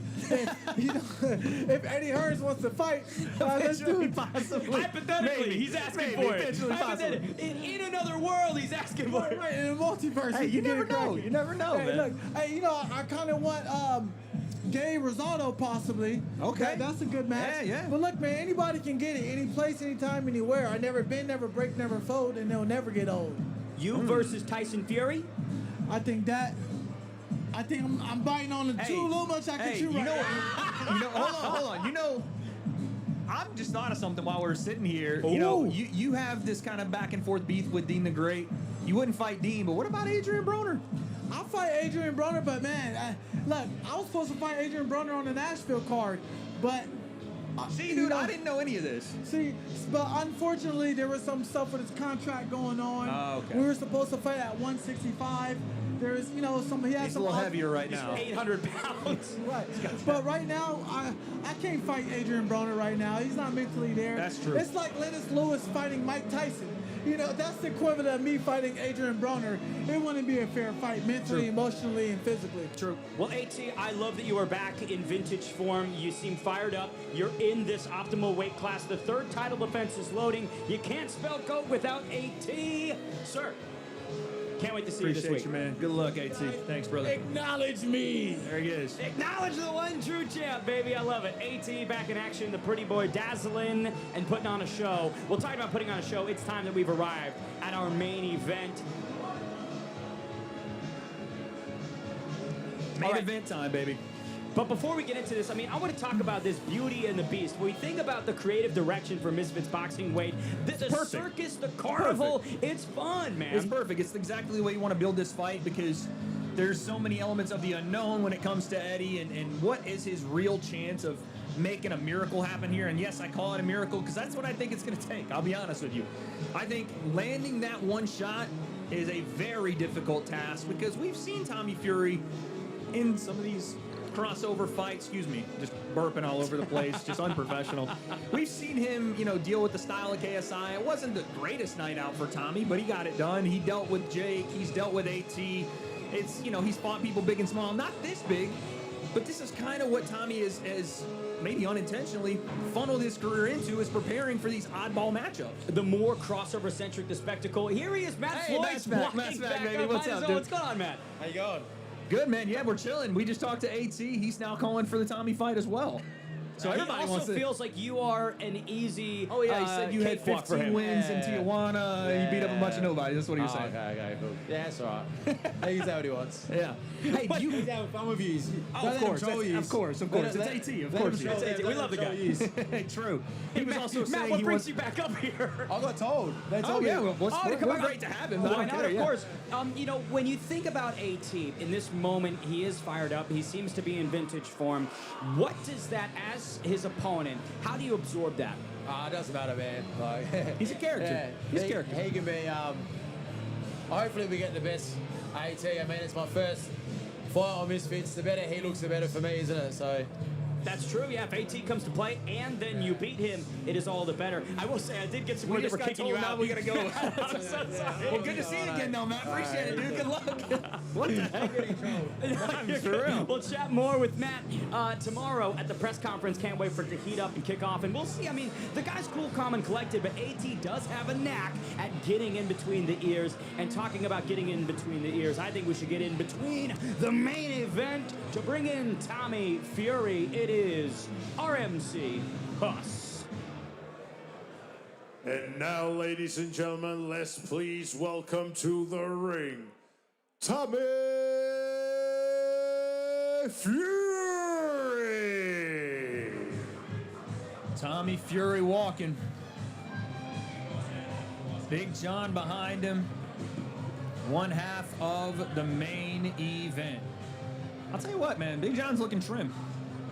I am impressed with the shape of Big John more than Tommy right now, I'll be honest. That is the leanest I have seen Big John before, and if it's maybe he's getting ready for that Froch fight, dude. You never know. Look, Big John's down, man. Big John can be down. But I will say, this is an opportunity for Tommy Fury, I think, to show up in different fashion. He had the warm-up against Kanan Hanulich earlier this year. Kanan 6-1 coming into that bout in 2025. Before that, Jake Paul and KSI. So it's been years since I think we've seen Tommy Fury really rise up and put on an excellent performance. Let's give Tommy the benefit of the doubt. He did break his hand, I think, in maybe it was after the Jake fight or before the KSI fight. And there were some bodily imperfections. Right, and so he had to go get the surgery, and then, because I was pretty critical, I'll be honest, of that last fight. I thought it was a bit of a stinker.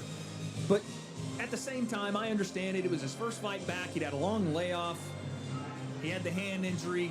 I don't want to see any issues this time around. This needs to be Tommy going out and doing what he should do, dominating this dude, and then getting on the mic and saying, I am the guy that took over this whole thing. I vanquished Jake Paul. I made KSI retire.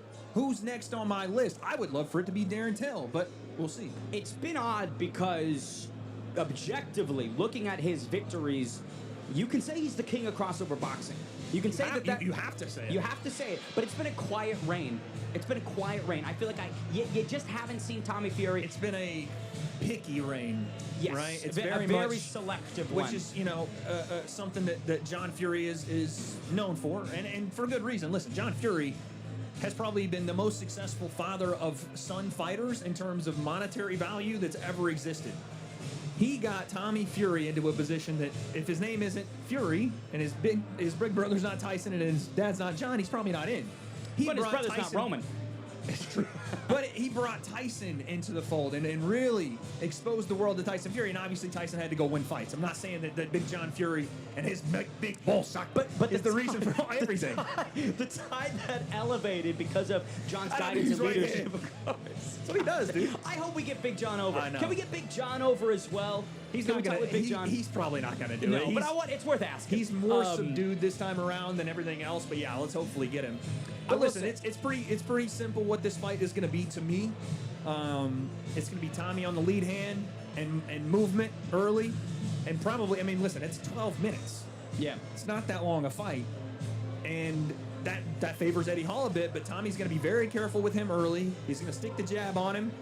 From what I've seen of Eddie Hall sparring, doesn't react well to getting hit, at least not in the face. He's shown durability though. He's been dropped hit him twice in but their it's bout just in the 2022. reactions to being hit. Like, is it going to deter him? Does it make you reset every single time? Because that's all Tommy wants, is for you to reset. You know what I'm saying? One thing I did like from Tommy Fury against Kanan Hanulich was this, obviously being very disciplined with that stinging jab, getting the head off the center line, but he also committed to the body quite frequently. Yeah. Some right hooks downstairs, That's a good point. early and often, and then boop, bop, doubling up on it over the top. I liked some of what I saw, but I think what I really just came away from that warm-up fight not loving is this aggression, this lack thereof, maybe. AT's talking to Tommy, and John just said, did a motion like he wanted to kick him. I mean, I think if John Fury kicked AT, we might have to fetch AT out of the rafters.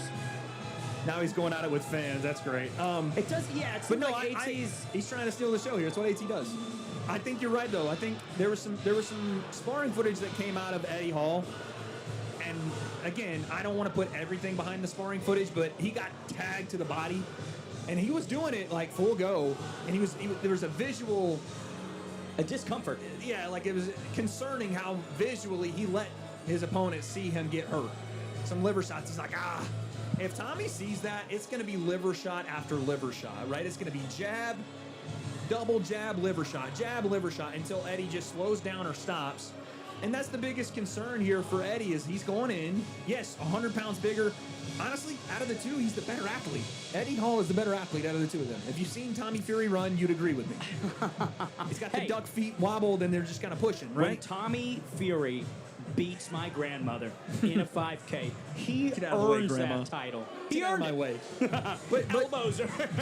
I'm trying to get my freaking high score. But to your point, I think when we look at this poster, we see the beast, Eddie Hall, bursting out, this humongous, gigantic figure. Poster. I want to add this. He is a lot more fluid than you might think. He's a great athlete. His boxing bout against Thor was pretty solid, and he had a torn bicep, which is why he was operating out of the southpaw stance for that entire fight. Yep. Now orthodox, now training with the likes of Ty Mitchell, Clifton Mitchell, getting the rounds that I think he's going to need to at least put the best foot forward. Again, I don't anticipate Eddie Hall having an extreme amount of success against Tommy Fury, but it has to be early. And I'm not saying he has to win the fight necessarily early.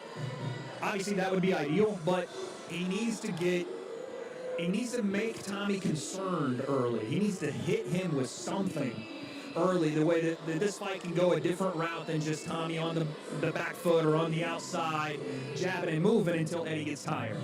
And the reality is, with Tommy Fury, at times, there's a lack of volume.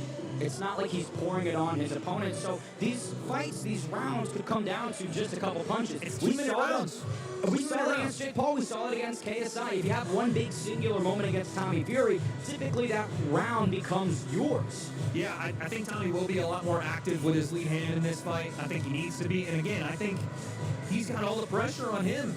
And to be fair to him, Tommy has operated under pressure fairly well. He had a lot of pressure on him in the Jake fight. He found a way. I would say him and KSI had a lot of pressure, but Tommy, again, you're the pro boxer. You're the guy that's the Fury Tyson's family. brother, Yeah. right. So he handled that and got the win versus KSI. So I don't think the pressure is anything that's going to bother Tommy, at least the atmosphere pressure. Now, the pressure from Eddie Hall absolutely can bother him, right? Just a big dude, like eating up real estate, making him move. Dude, I think if Eddie can just bulldoze and, again, tuck his head into his chin and back Tommy up and make him move and try to pin him in one of these corners and then throw his punches and make the literally make the referee separate. make the referee pull 300 pounds of man off Tommy Fury.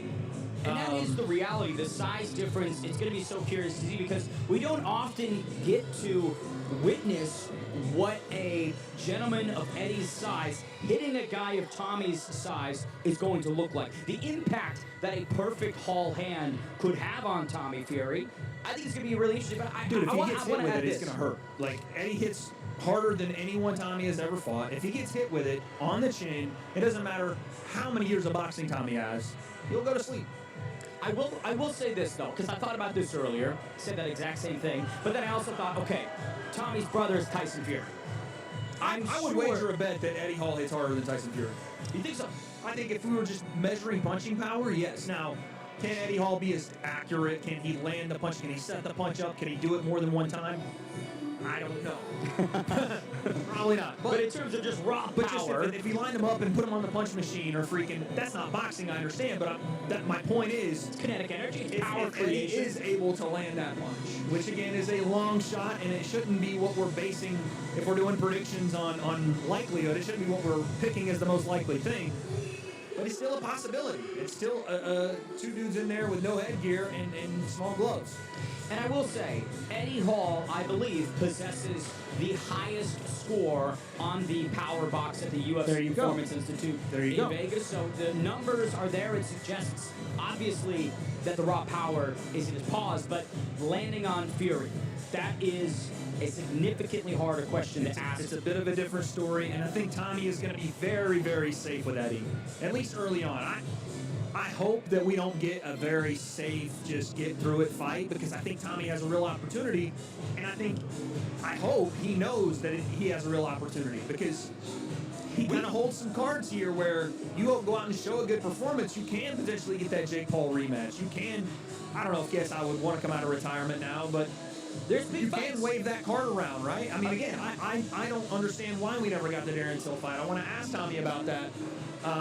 That fight is out there, and I think that would, if you want to bring the eyeballs in and want to make the money that Tommy apparently wants to make and be the star Tommy wants to be, those are the type of fights that are out there for you. But you have to show people that as close as the KSI fight was a sham or was a fluke. You need to show people that Eddie doesn't belong in a ring with you. Because if this is close, then you've shown your level, and God forbid, if he loses, all those other big fights go away. It just sucks more air out of the sails. And like we talked about a couple moments ago, the quiet reign of Tommy Fury as the kingpin of crossover boxing. Yeah. It just, there's going to be no buzz, no noise added towards it. No, I think dude, the if takeaway he people might loses- have is just, it's another pedestrian Fury fight. If he loses, I'm telling you, you're not getting a Jake Paul rematch. You're not getting a KSI fight ever again. You're not getting like he's talking about world titles. You're definitely not going there. Even if it's a boring fight, right? Would you say that it risks some of this superstar A little matchup bit, potential? yeah. You go out there and have a stinker against Eddie Hall, Netflix, or some of these platforms are not going to look and go, hey, big time fight, here we go. And I know Jake. Jake wants to see entertaining. Jake wants to see, and I'm mentioning Jake because that's the fight I want to see the most. I'll be honest with you. Regardless of who's putting the fight on, where it happens, that's the fight I want to see. But if we can't get that, then even Darren Till. Darren Till is clearly locked into this fight. He's been on social media all week talking about it. I know he wants this fight. I'm curious if Darren Till's going to be here. I don't know what his obligations look like this week. There was some sort of thing where Darren said he wasn't allowed to be here. Really? That John Fury, and again, this is accusational. I don't know if this is true. Darren could just be talking shit. But allegedly, John Fury, when they signed the contract back in July of last year, or 2 years ago now, gosh, it's been forever, when they signed the contract for this fight to happen this time around, after that whole debacle, that John had specifically asked for Darren to not be at the fight or not be at any part of the fight events. That's crazy. I would love to know the true nature of it, because anything you say, Darren saying it, John saying it, there's an air of skepticism, I think, that is fair to have, right? The truth is somewhere in between it all. But I will say this, in the event that there is some clause Darren that needs to be states... there. Darren needs to go full, undercover and be there. Oh, yeah. Darren Till. Seriously. He needs to be...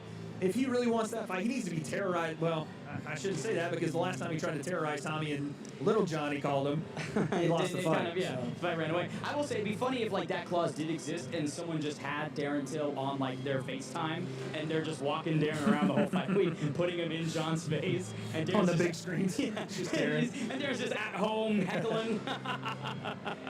Yeah, we'll see, man. We'll see. But listen, when it comes to this main event, we know what we're going to get out of Tommy. I'm really curious to see what we're going to get out of Eddie. He's the wild card. We know what Tommy brings. We know what his skill set is. But it's Eddie that's the wild card. And unfortunately, Eddie's not here. Oh, we don't know why. But we're going to have to wait a little longer. It does build some suspense. It certainly because does. again, Eddie's the wild card. We want to see, like, yes, we know you're strong, we know you're fast, we know you're an athlete, but what does it look like in the ring? You know, typically when you're at the circus, Wade Clemens, and correct me if maybe I'm wrong, you don't take the beast out until it's showtime. Yeah, you don't listen. take the beast out until the lights come on, peanuts are flying, Yeah. and they say, here he is, the eighth wonder of the world, Eddie Hall. Yeah, I've never been to the actual circus. Me neither. No Ringling Brothers for me. But I assume, just like any big drama show, you wait until it's time to reveal, like you said, the monster. Maybe we'll bring him down from the rafters. We'll have to have a very heavy suspension. He needs to roll up in the tank. That's what he needs. He needs to roll up in that tank, dude. He has to. Two of them. He has to roll up in the tank. I would be shocked if we don't see the tank this week. This feels like the perfect opportunity to bring the tank out. We get Tommy? Yeah, okay. Good. We're going to talk to Tommy. I want to ask him, I mean, we're not going to have him for long, but I want to ask him some of these questions at least, just to see kind of what the mindset is, where he's at with everything, and, you know, X, Y, Z, the whole deal. Of course, you know, this is a return for Tommy. He's been out of action since, I believe, 2025. So the first start for him this calendar year. And like we talked about, there's pressure on the shoulders. If Tommy wants the world titles, if Tommy wants these big fights, Saturday night is the time to prove it. And against an opponent like Eddie Hall, who's this gargantuan beast, the optics are there. If Tommy Fury knocks out a guy like Eddie Hall in impressive fashion, to me, that sends every message that It's the message he has to send, I think. I think it's the message he absolutely has to send. I think anything other than that it's not going to go well. Of course. Here he Big is, Tommy. the return, Big Tommy Tommy, Fury. Big Tommy. How we doing, Tommy? Good to see you, bro. Tommy, this is a very intriguing fight. Obviously, you and Eddie have a lot of shared history. Putting the friendship aside, this week, this guy has a lot of pounds on you, but you've got the skill and experience in the ring. When you analyze this, what comes to your mind? I think for me, it's just business. You know, boxing is a sport, I'm a prize fighter, and it's just business. At the end of the day, I don't carry any emotion into the ring, I never have done. Even with Jake and KSI, and I've never carried any emotion.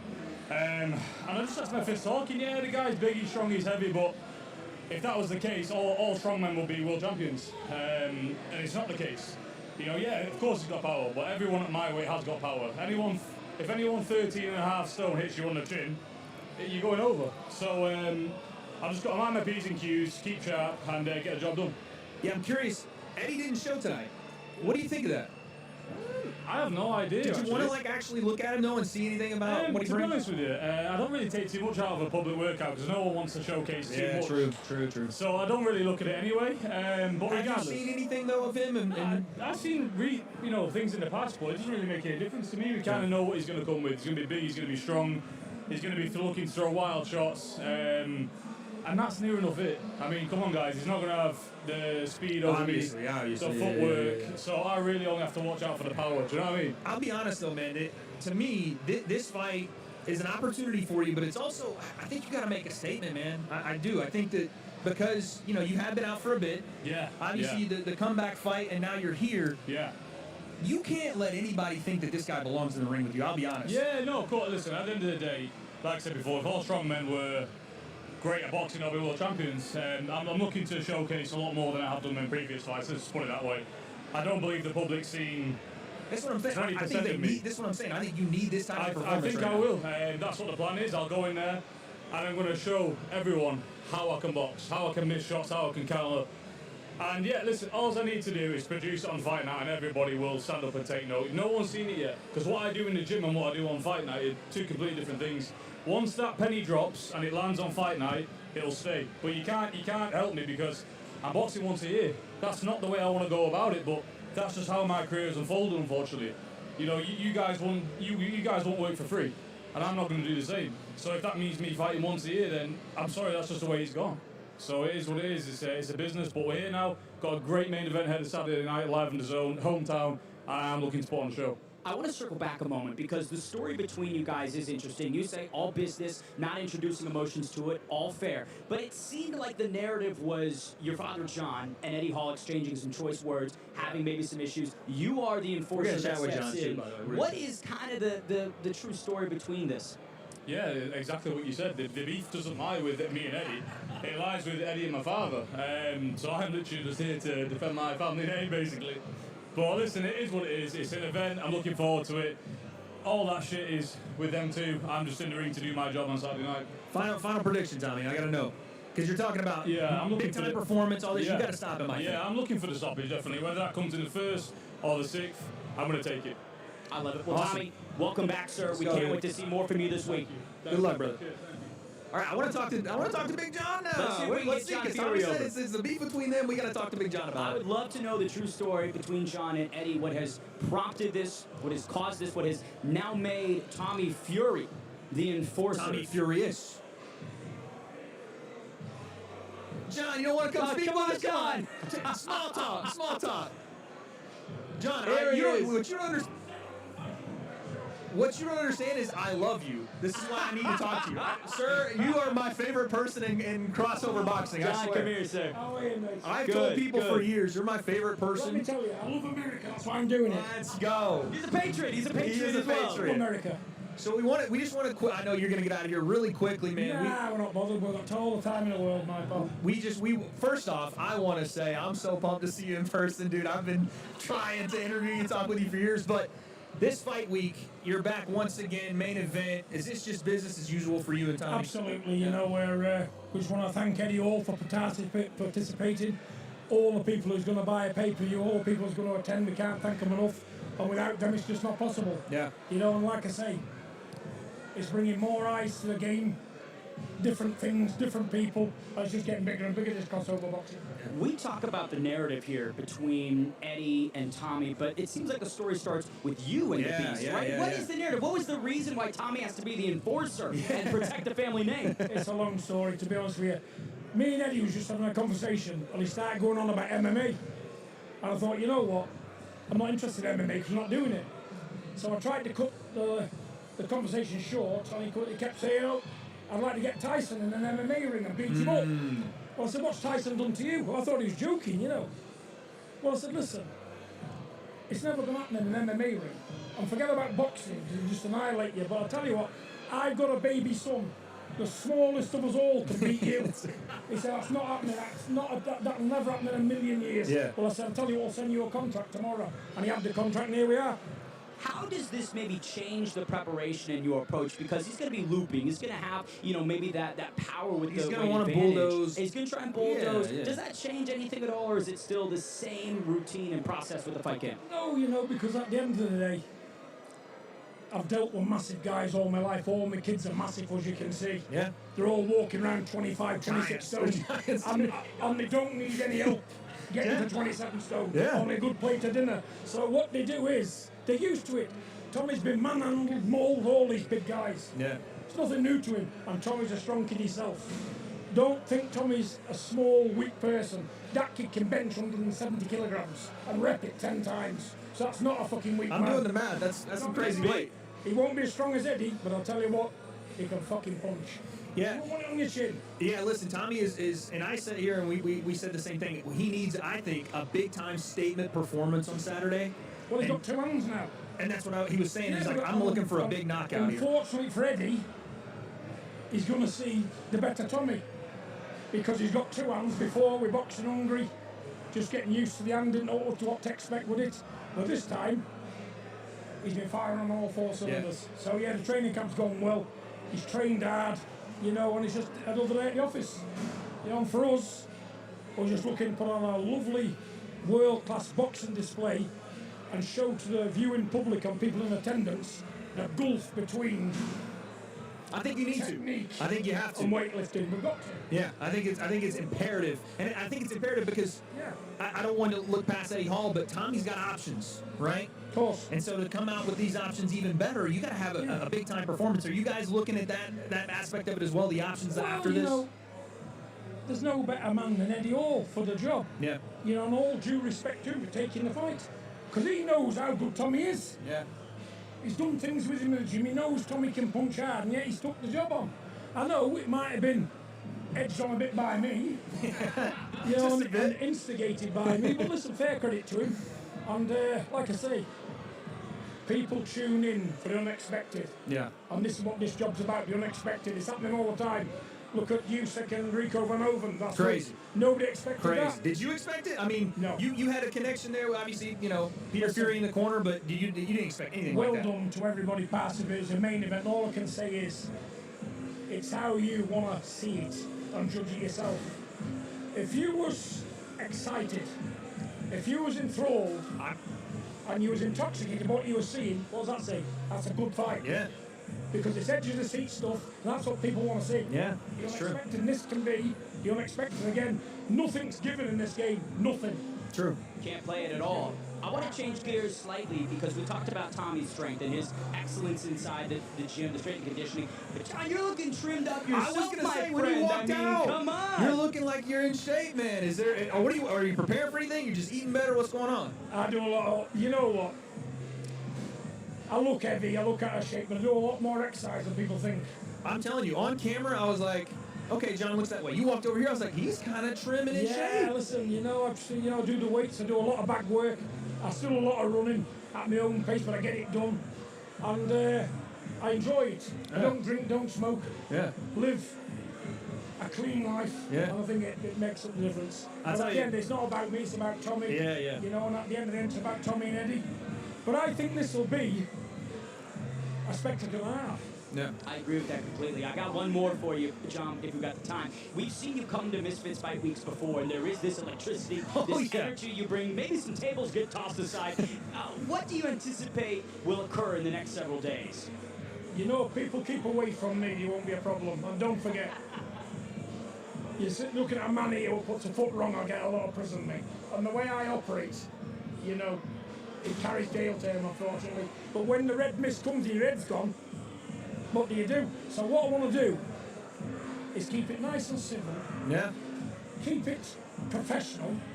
There's no need for any fighting outside the ring. You know, but some people, like this little chap over here, what's 4 foot nothing. Yeah, Anthony Taylor. Well, you guys already fought him. I've got bigger spots on my dick than him. So, and he's there shouting about, but we don't need it, do we? Oh, man.